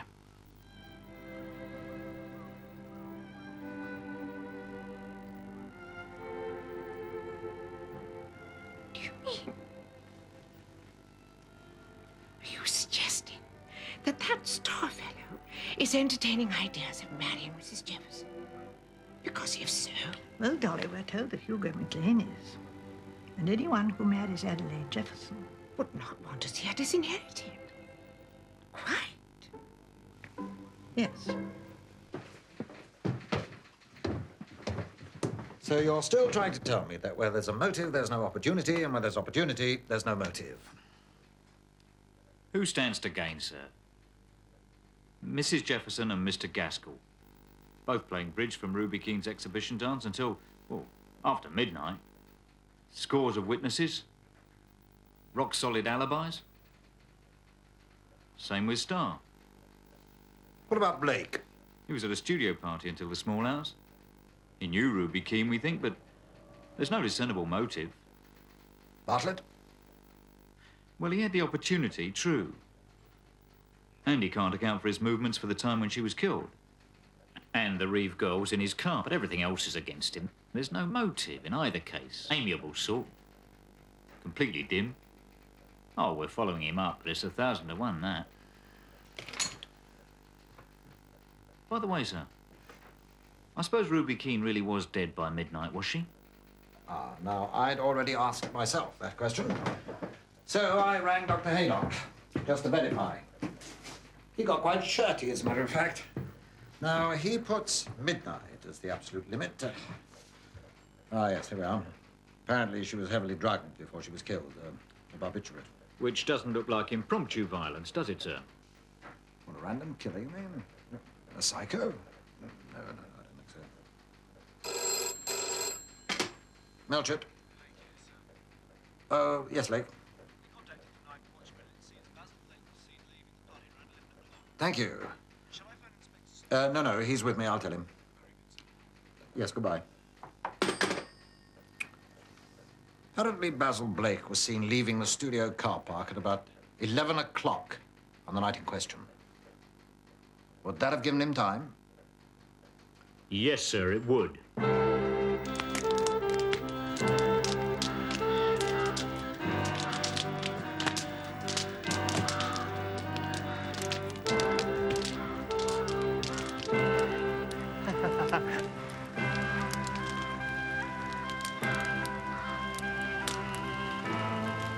What do you be doing?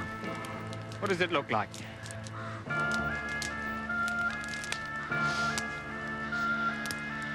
I do stink. You be burning your cat? No. My old granny, as a matter of fact.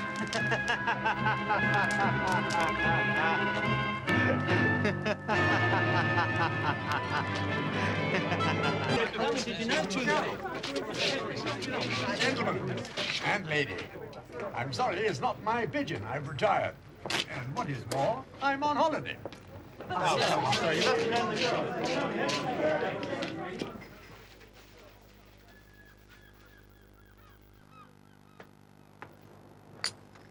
Oh, Sir Henry. Yes, I'm sorry about the papers. Oh, stuff and nonsense. It's a damn nuisance. They tried to put the brakes on, but someone leaked it. Good morning, Dolly. This is appalling. Listen to this. Colonel Arthur Bantry, squire of the small village of St. Mary Mead, has told police that he cannot explain the presence of the murdered platinum blonde, glamorous nightclub chanteuse Ruby Keene, who was found strangled in the library of his house, Gossington Hall, in the early hours of Saturday morning. Mrs. Bantry, it is understood, has gone away to the seaside. I must telephone to Arthur at once. Heaven knows what he'll be thinking if he reads any of that kind of trash. Excuse me, Henry.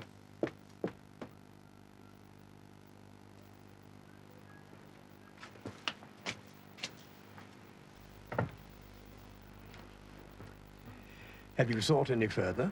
Oh, yes. To any conclusion? Oh, yes. Well, are you going to tell me? Well, whoever killed Ruby Keene killed Pamela Reeve. And I'm afraid that very shortly, a third murder will be attempted. Come in. Send for me, sir? Yes, lad. Have the lab send the report for those hairs you took from the rugs at Gossington Hall? Yes, sir.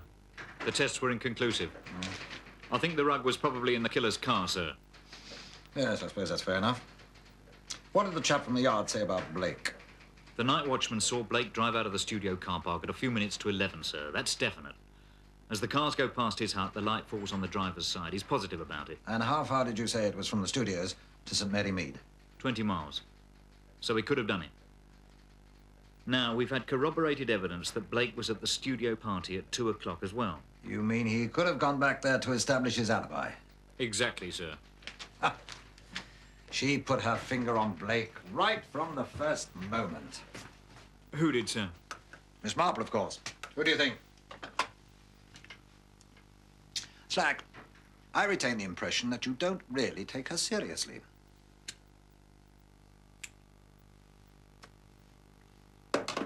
I'll do you. In what way, sir? Let me give you a piece of advice. That old lady is tougher-minded, more cynical, and just plain cleverer than most barristers you'll meet in what I hope is going to be your long and no doubt distinguished career. Excuse me. Yes? Sir Henry Clithering? What, downstairs?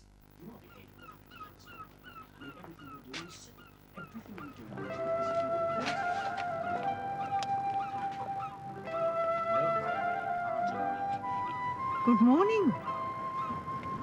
Miss Marple? Oh, good morning, Mr. Gaskell. Good morning. No tennis today, Mr. Jefferson? No, later on, actually. Oh, of course.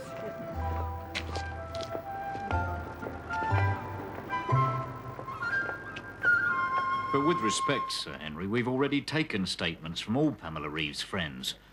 Her friends at school and the girls who were at the Girl Guide rally. But Miss Marble's point is that one of them must know more. That the Reeve girl was an average child, and that every average child has a special friend in whom she confides. Well, if that's so, you haven't found her, have you?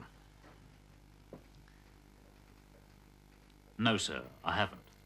If that's so. Inspector, I realize this is a great imposition. I know you must have an enormous amount on your plate. Nothing we're not abreast of, sir? Oh, no, of course not. No, I was just going to suggest that if you could organize an afternoon of interviews, perhaps one of your junior officers could preside, and if Miss Marple could just be present. Very well, sir. I'll set that up. Anything else, sir? Thank you, Inspector. Keep me informed. Good morning, Sir Henry. Good morning, Inspector.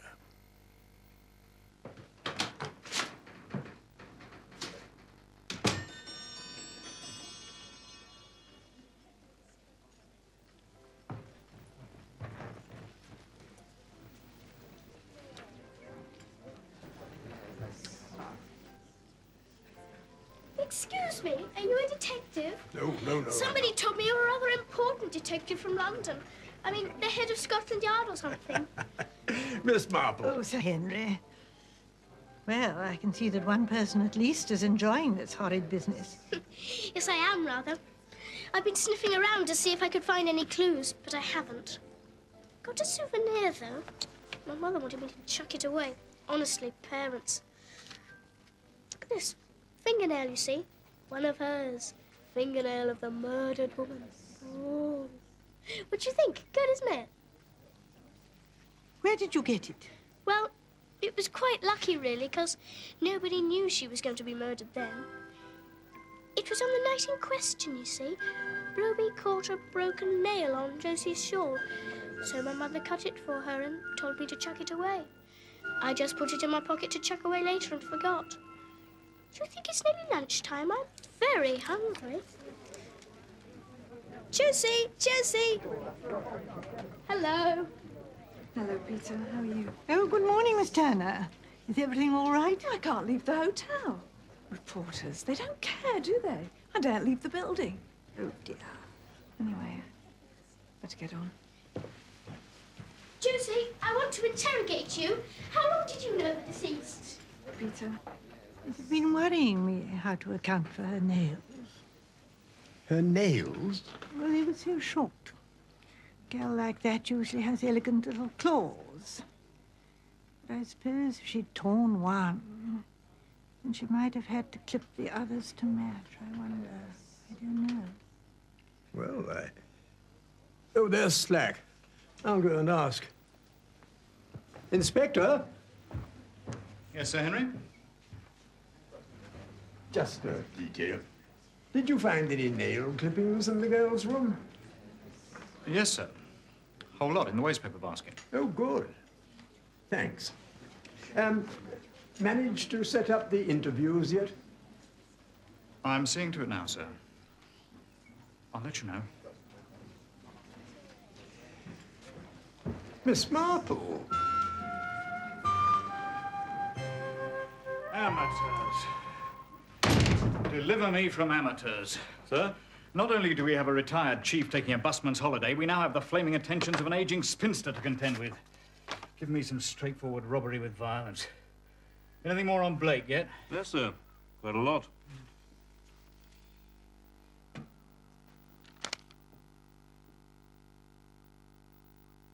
Gotcha. I don't want it. But, sir... Get out.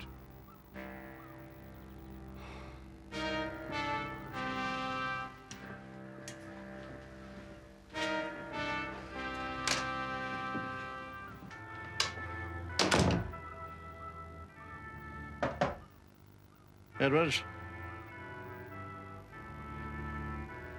Edwards!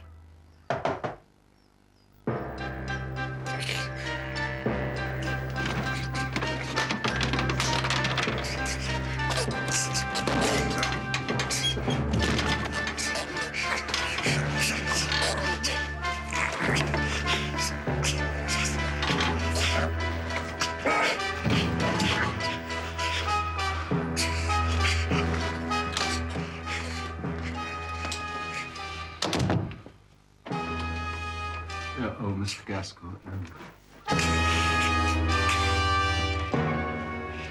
What's the matter, Edwards? You look as if the cat just died. I'm not sure he'd welcome a visit, sir. What is it today? The glooms or the shouts? He's refusing his medication, sir. Oh, that's bad. How's about me trying? Well, you can try, sir. Good. You bring it out. Sir. Morning, Jeff. What have you been up to? Humping furniture? 5 black marks for overdoing it. Oh, go to hell. Now, Jeff, it's like Adelaide to come up and have coffee with you today.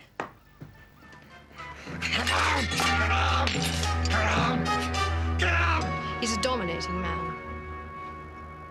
Sometimes uncontrollable temper. And his weakness is that he needs people to dominate. How interesting. When Frank and I married, Jeff gave us so much money that Frank had absolutely nothing to strive for. See, in a way, that money was a way of denying Frank the means of becoming himself. And Jeff knew he wouldn't handle it properly. Do you rather hate Jeff? You are extraordinary. No. He is selfish. He's a collector of souls, but he loved Rosamond and Frank. He lives his life on thin ice. I mean, he could die at any moment. No, I don't hate him. But I think it's time I was independent of him. You're going to get married again? What fun. How is dear old Hugo? Yes, he wants to marry me. I suppose that's what you wanted to know, wasn't it? Anyway, I haven't accepted.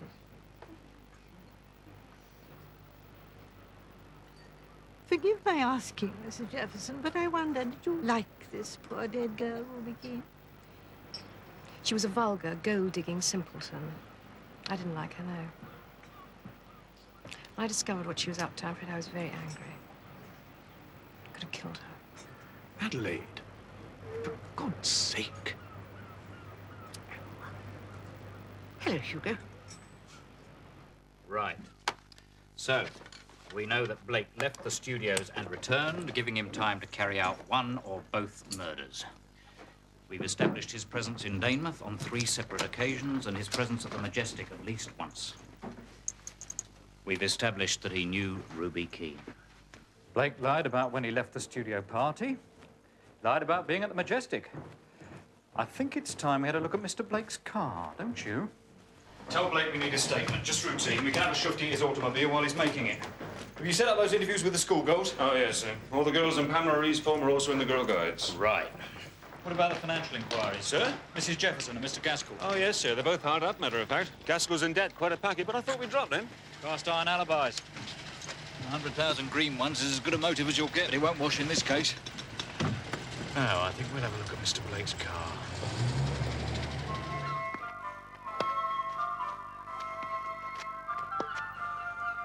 Forehand, Adelaide. Nice and easy. Good girl. Keep those legs bent. Forehand. Oh, I can't get there. Hard luck. Bend your legs. Yes, watch that. Follow through. Good girl. Bend your knees. Good girl. Up. Adelaide. Lovely. Watch your grip. Adelaide, I'll show you. It's the grip, you see. It's the grip. Now relax. I'm not going to eat you.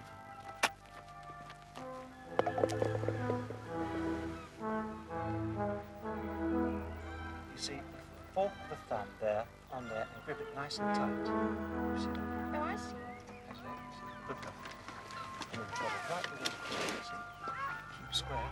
Right direction. All right? Good girl.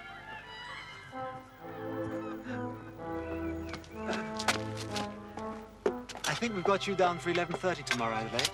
Is that all right? Fine, Ray. See you then.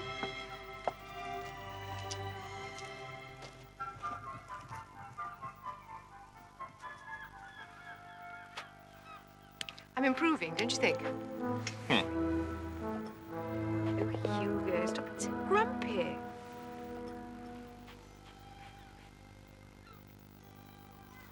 Ray. Ah, Mrs. Cumberton, on time as usual. Yes. Off you go, then. That fellow damn nearly... I just don't damn well like it, that's all. Oh, Hugo. Stop stuffing your shirt. I can't help how I feel, Adelaide. It's the way I am. I thought I meant more to you. Did you know that Hugo McLean was staying over at Danebury Head when all this happened? Hadn't far to come when he was summoned, had he? What a coincidence. Isn't it? Yes, Inspector. I know where you are. Just off Castle Street. Not at all. I'll drive over to HQ this afternoon. Thank you.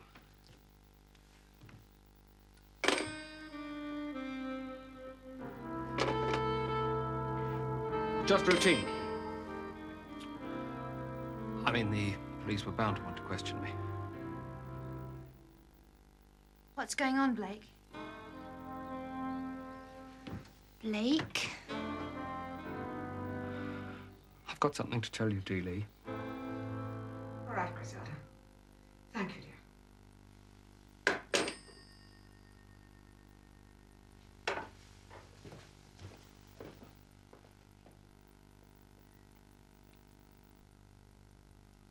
I must go back to Gossington. Griselda says that people are saying that I left because I couldn't bear the shame of it. That must mean that they think I believe all the horrible things they're saying. I'll keep this sweet on, Jane. You will stay, won't you, and clear this thing up? Oh, Jane, you're so clever. Why haven't you solved this mystery by now? You don't seem to be getting on at all. I thought you'd know at once. No, dear. I didn't know at once. Not for some time. What? You mean you know now who killed Ruby Key? Oh, yes. Yes, I know that. It's a question of the others. Who else, you see? Jane, you're not to tease me. You're to tell me at once who it is and what you mean. Oh, no, that would never do at all, Dolly, dear.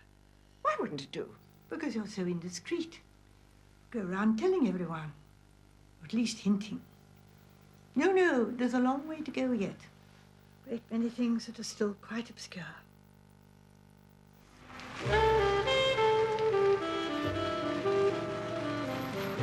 Take him round the back, sir. The space cat for you. Right here.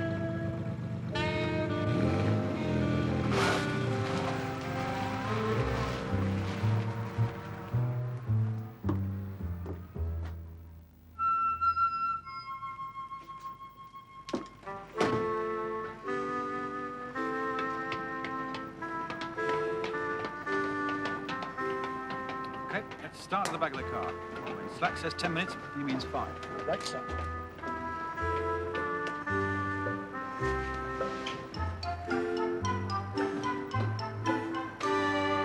Quite frankly, Sir Henry, once he got over his grief, if he ever did, that is, the one thing that keeps Mr. Jefferson alive is his anger.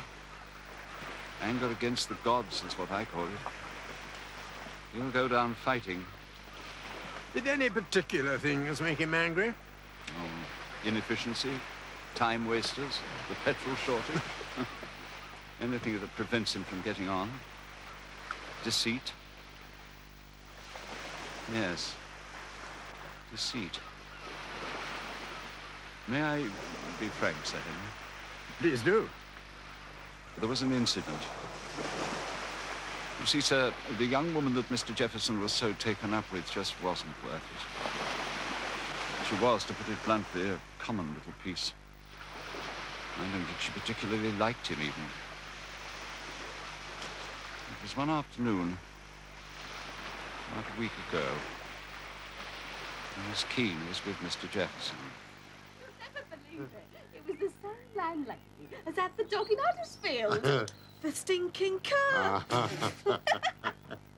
She moved. Oh, you all right, Jeff? Speck of dust. Don't do that. Worst thing you can do. Here, let me.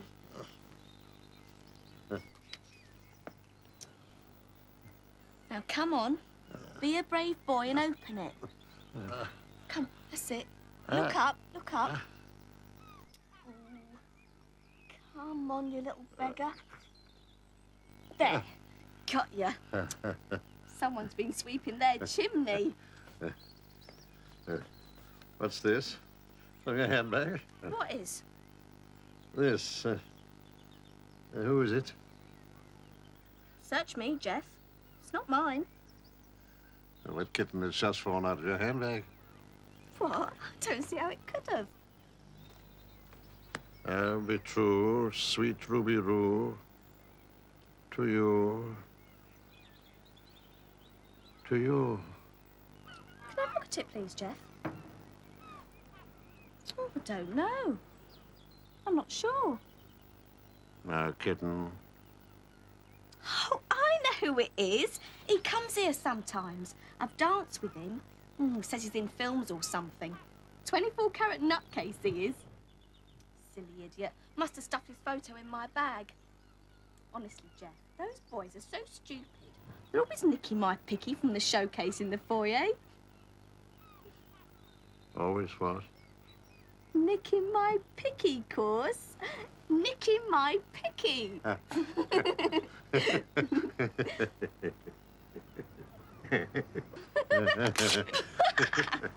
don't think Mr. Jefferson quite believed her. He was on edge all that day. He completely lost his temper in the afternoon with his broker on the phone. All things returned to normal, of course, but I fancy he was more watchful of her from then on. He asked her more questions about what she was doing. Did you see the photograph? No, sir. What do you think he would have done had he discovered she had a secret lover? Quite honestly, sir, I think... in his state of health, I think it would have finished him.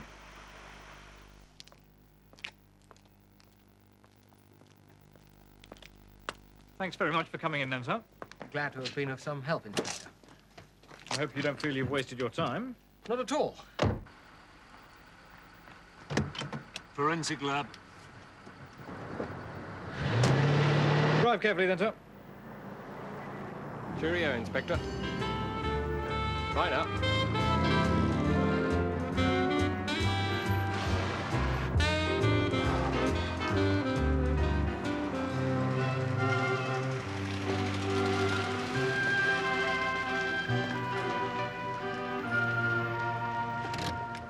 Now, you will tell the inspector about the dress, won't you? This is Ruby Keane's dress we're talking about, isn't it? Of course. The idea is, isn't it, that she changed her dress and then went off to meet someone. A man, it may be supposed. That is the general impression. Well, it won't do. If Ruby was going to wear the kind of dress she was wearing, then she'd make sure it was her best one. Girls do. Then why didn't she? Now, that is the key to the whole business.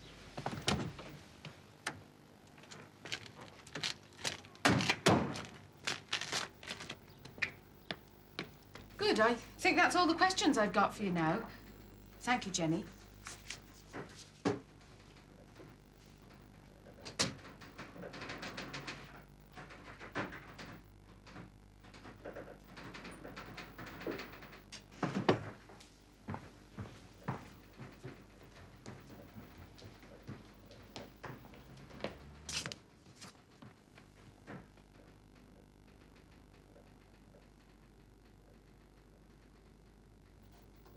I've interviewed all 6 girls, Miss Marple. I really don't think that... Yes, yes. I should like to speak to Florrie Small. Did you notice her as she went out? She relaxed too soon.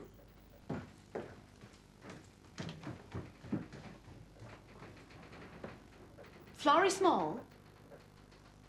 Florrie Small? It's all right.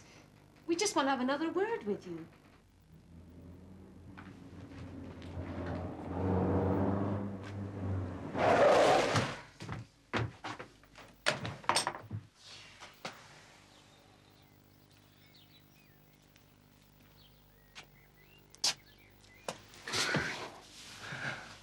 I think it'll be okay. You are sure then, Florrie, are you? that you've told us everything?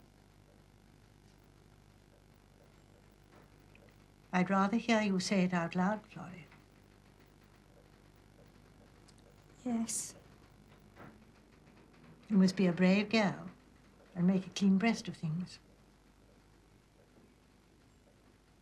Florrie Small, if you refuse to tell us what you know, it will be a very serious matter indeed. Very serious. Practically perjury. And for that, as you know, you can be sent to prison. No. Now, Florence, don't prevaricate. Tell me everything you know at once. Pamela was not going to Woolworths, was she? Something to do with films, wasn't it? Wasn't it, Florrie? Yes. Yes, it was. Oh, miss, I've been ever so worried. I can't tell you. I've hardly eaten a thing. It's been horrible. You see, I promised poor Pammy. Promised. All Edwards could tell me was that Ruby Keene referred to the chap in the photograph as something to do with films. Blake again. Blake is Inspector Slack's favorite. He lied about his movements on the night of the crime, and now we found some hairs on the upholstery of his car. We're having them checked against those we found on Ruby Keene's dress. Ah, now, talking about this dress, there's something I should like to suggest. Yes? Look here, Melchett, you don't think I'm interfering, do you? I suspect you're going to talk about Miss Marple again, aren't you? All right. What did she ask you to tell me? Well, it's about the girl's dress. But we've been... Miss Marple says it's the key to the whole business. Now, Florrie, take your time, dear, and tell us what Pammy told you. It's when we were walking up the lane to the bus, on the way to the rally. But she told me. Pammy asked me if I could keep a secret. Well, can you? Of course I can. Swear it. I swear. Promise, Pammy, I won't tell. Do you remember when we went shopping last time? Yes. I didn't only do that. I met a man. Pammy. Oh, it's all right. Nothing like that. What then? Oh, he picked me up all right on the front. Just started talking to me. What about? 3 guesses what I'm going to do after the rally this afternoon. Pammy, you're not. Not that dope. Give up. Film test. I'm going to be tested for a film. Get off. That's what I reckoned at first. He's told me I mustn't be disappointed.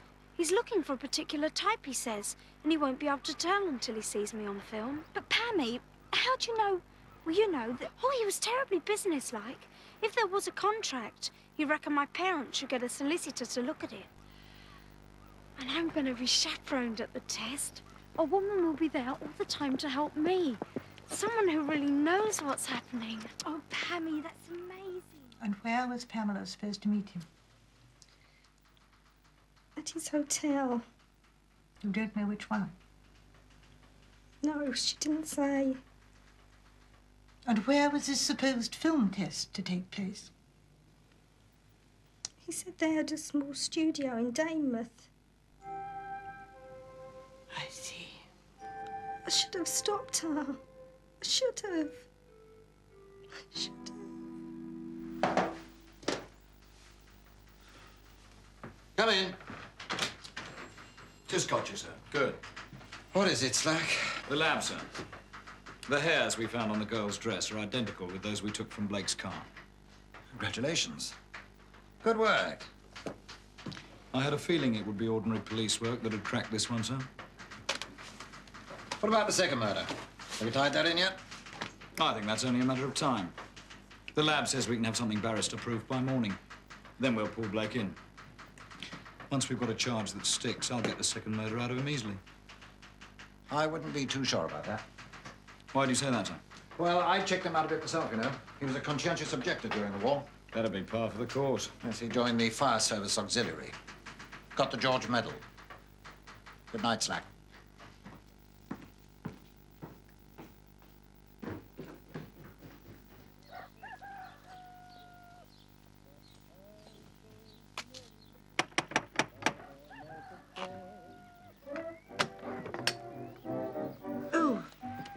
so glad you're here.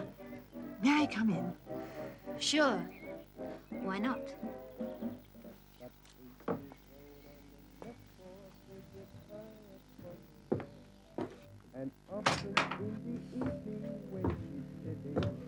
Take a pew. I beg your pardon. Park your... Would you like to sit down? Oh,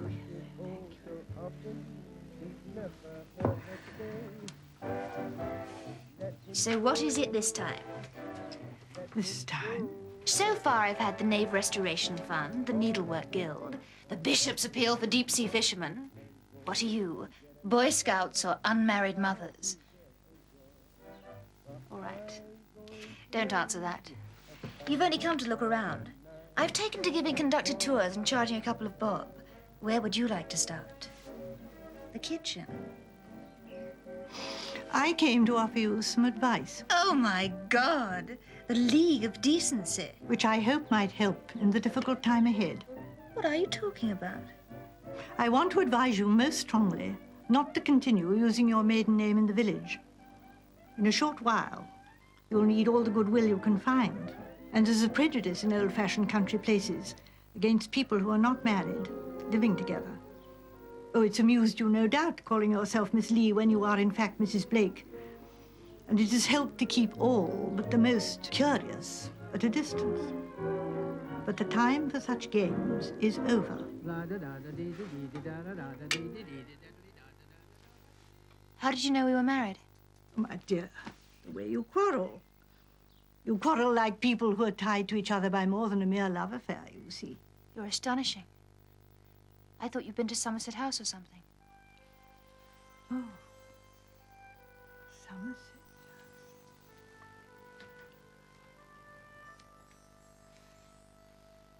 And the rest of it?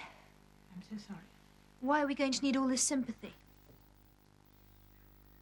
Because almost certainly, sometime today, your husband will be arrested for murder. But he didn't do it. I know he didn't, dear, I know, but that's not the point now. I'm glad he's told you about it. He shouldn't have got rid of the rug. What did he do with it? I burnt it.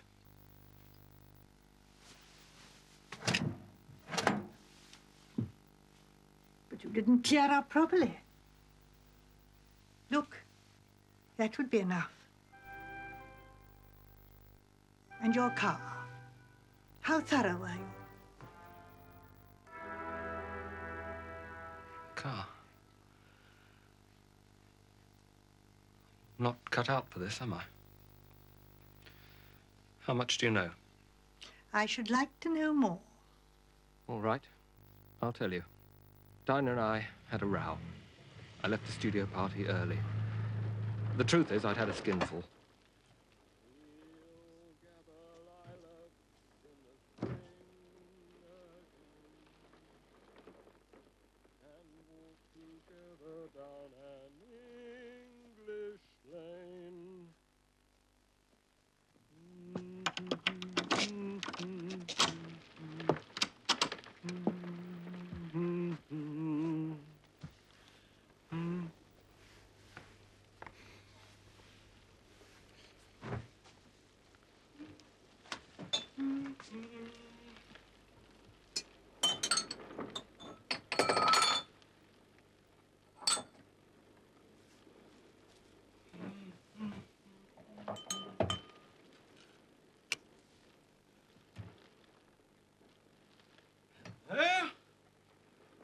A visitor, by my troth. Oi, oi. Wake up.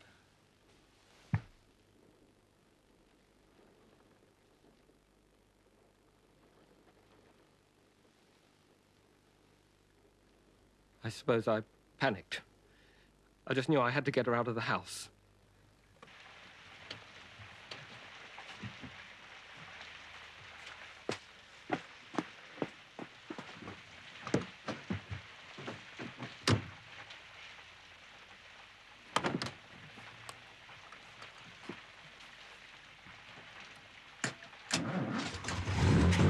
I had no idea where I was going. I just drove and drove.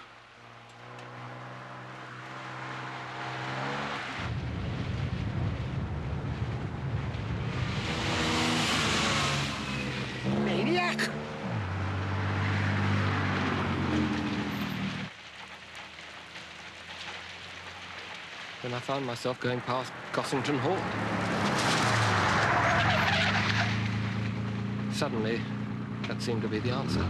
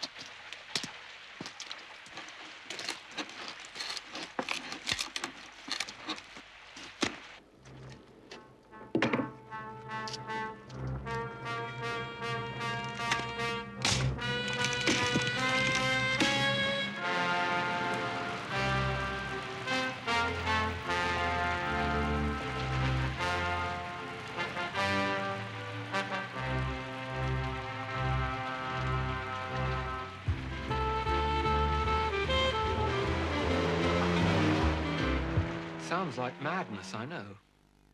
But I thought it was rather a good joke. Bantry can be an appallingly pompous ass, you know. It seems so wonderfully incongruous. Girl like that, his library. It's a cruel trick. I know. But didn't you know who it was? No. I hardly knew Ruby Keene. And the face was... Yes, yes. What are we going to do about this, Blake? Well, may I suggest that you engage the very best of lawyers? The police.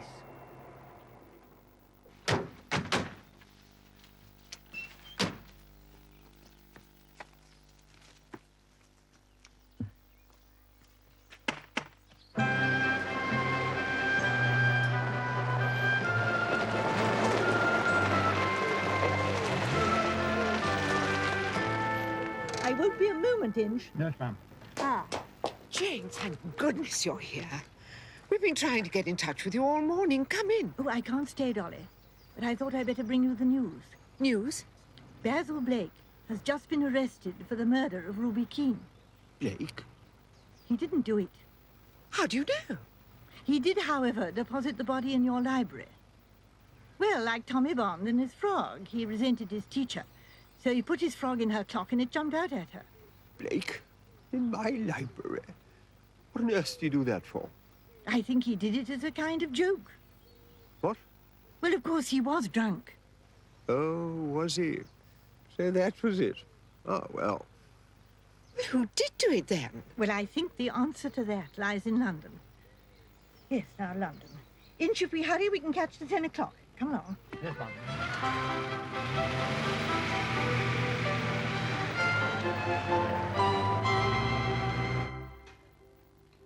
I'm not sure you should be seen with me, old man. Oh? How's that? Suspect number one. Top of the list. Oh, come off it, Gaskell. What is it? Certainly somebody I don't want to be seen with. Excuse me to the King of Wimbledon, will you? Not the subtlest of human beings, is he?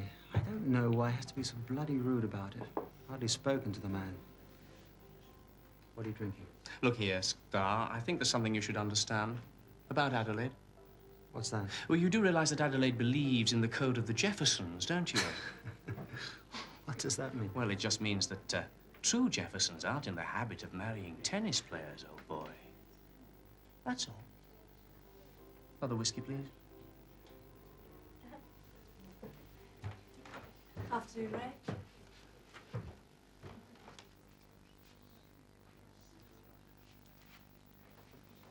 Ray, what is it, Ray?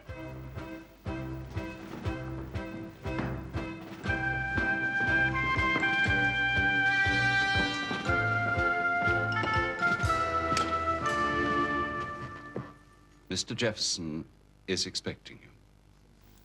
Right. I'm off then. Lucky you. Pine down the local. Not a hope. Back to HQ, another session with Blake. Stubborn, isn't he? By midnight. One confession, signed and sealed. You want to bet? Slack? I wonder if we could have a word.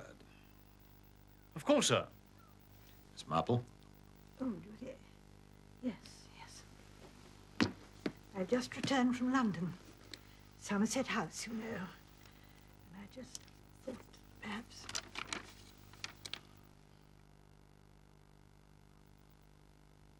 At our request, Conway Jefferson has informed Mrs. Jefferson and Mr. Gaskell that as Ruby Keene is dead, he's going to endow a fund with the £100,000 that he had intended to settle on her. The fund is to be used to establish a hostel for young dancers in London. That's right, yes. He has also told them that he's going to finalize the details with his solicitor tomorrow. Now, this is what I want done. It'll be dark in a couple of hours, so we've got to move quickly.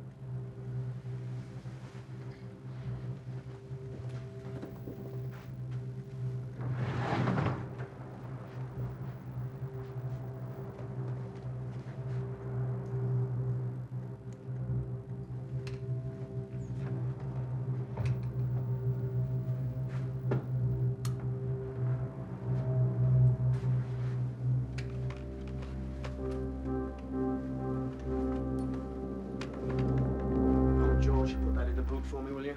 Good man. Mary, cancel breakfast for me tomorrow, will you? I'm motoring to town. Oh, I'm frightfully sorry. If anybody should want me tonight, they can ring me at my flat. I'm in the book. Be back about lunchtime tomorrow, all right?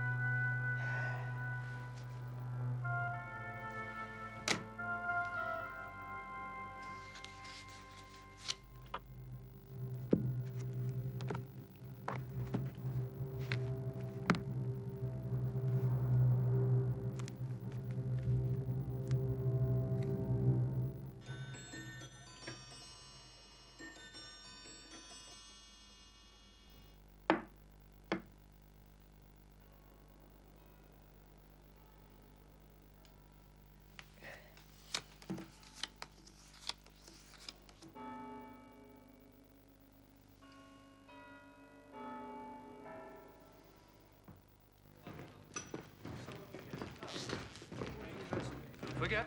3 o'clock band call. Oh, come on.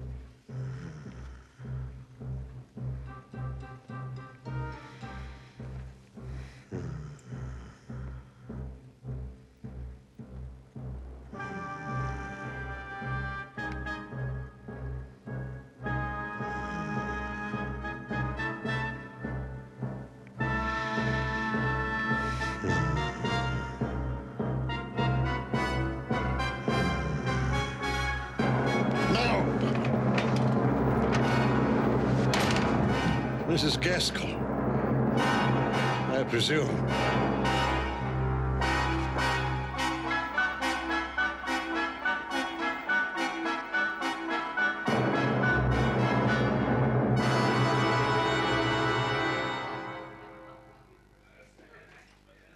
I'm sure you did. Now, Jeff, before the Jeffersons and the Blakes get here, you've absolutely got to tell us how you did it. Oh, yes, please do, my dear. I'm afraid I don't understand at all. What about you, Milchard? Well, yes, but I think Miss Marple should explain. Well, there are one or two things I'm not quite clear about. Well, I'm afraid you'll find my methods terribly amateurish. No. Jane. Now, hush, everyone. Jane, you must tell us. Good. Good. I couldn't get away from that £100,000. That I felt was the key to it. But whether it was Mrs. Jefferson or Mr. Gaskell eluded me. They both had solid alibis. And it wasn't till Dinah Lee mentioned Somerset House, marriage, of course. And as we since discovered, Mark Gaskell was married to Josie Turner, and they were keeping it a secret until Mr. Jefferson should die, which they hoped might be soon. Do you see? No, Miss Marple, I'm afraid I don't. Hardly a thing. Well, of course, it was the nails that worried me. Although Ruby Keene had cut hers quite short, the poor girl in the library had bitten hers. It just wasn't right to like a book to be true. And then, of course, I realized finally that the body in the library wasn't Ruby Keene at all. Well, then whose body was it? Pamela Reeves. And Pamela Reeves' fake film producer was Mark Gaskell? Yes, but the person behind it all was Josie. It was obvious from the first that she was a very capable woman, quite capable of engineering the whole thing. It was a very clear-sighted plan, and quite remorseless. Mark Gaskell was her ticket for wealth and a good position. And nothing, certainly not little Ruby Keene, was going to stop her. It was all her own idea, the double murder and the substitute body. And she cold-bloodedly chose Basil Blake as chief murder suspect. She put his snapshot into Ruby's handbag. She mentioned this film bloke to the police. And of course she was poor little Pamela's so-called chaperone for the film test. She bleached her hair, painted her bitten nails, made her up as Ruby Keene, put her into one of Ruby's dresses, and finally drugged her, ready for the deadly attentions of Mark Gaskell. Who then completed the plan by getting her out to Blake's cottage shortly after 10 o'clock, killing her and getting back to the hotel. So at the time when the doctor said that she died, Gaskell and Josie had a perfect alibi. They were sitting there playing bridge, watching the real Ruby Keene alive and dancing. After giving Ruby something earlier in the evening to make her headachy and sleepy, Josie told her then to go up to her, that is Josie's room, and lie down till her next dance, knowing that the drug would shortly have full effect. It was when she went up to change for her exhibition dance that Josie killed her. She strangled the poor child in her sleep. And later that evening, she and Gaskell dressed her in the guide's uniform, stole Bartlett's car, drove out to Venn's Quarry, and incinerated the lot. Tell me, that tune that was racketing around in your head, Mozart, didn't you say? What bearing did that have on the case? Oh, yes. Oh, yes, most interesting. The Marriage of Figaro, Susanna's aria. It was because Susanna was dressed up as the Countess. It was the wrong dress. That's all. So it all boils down to fingernails and Mozart. Yes, quite.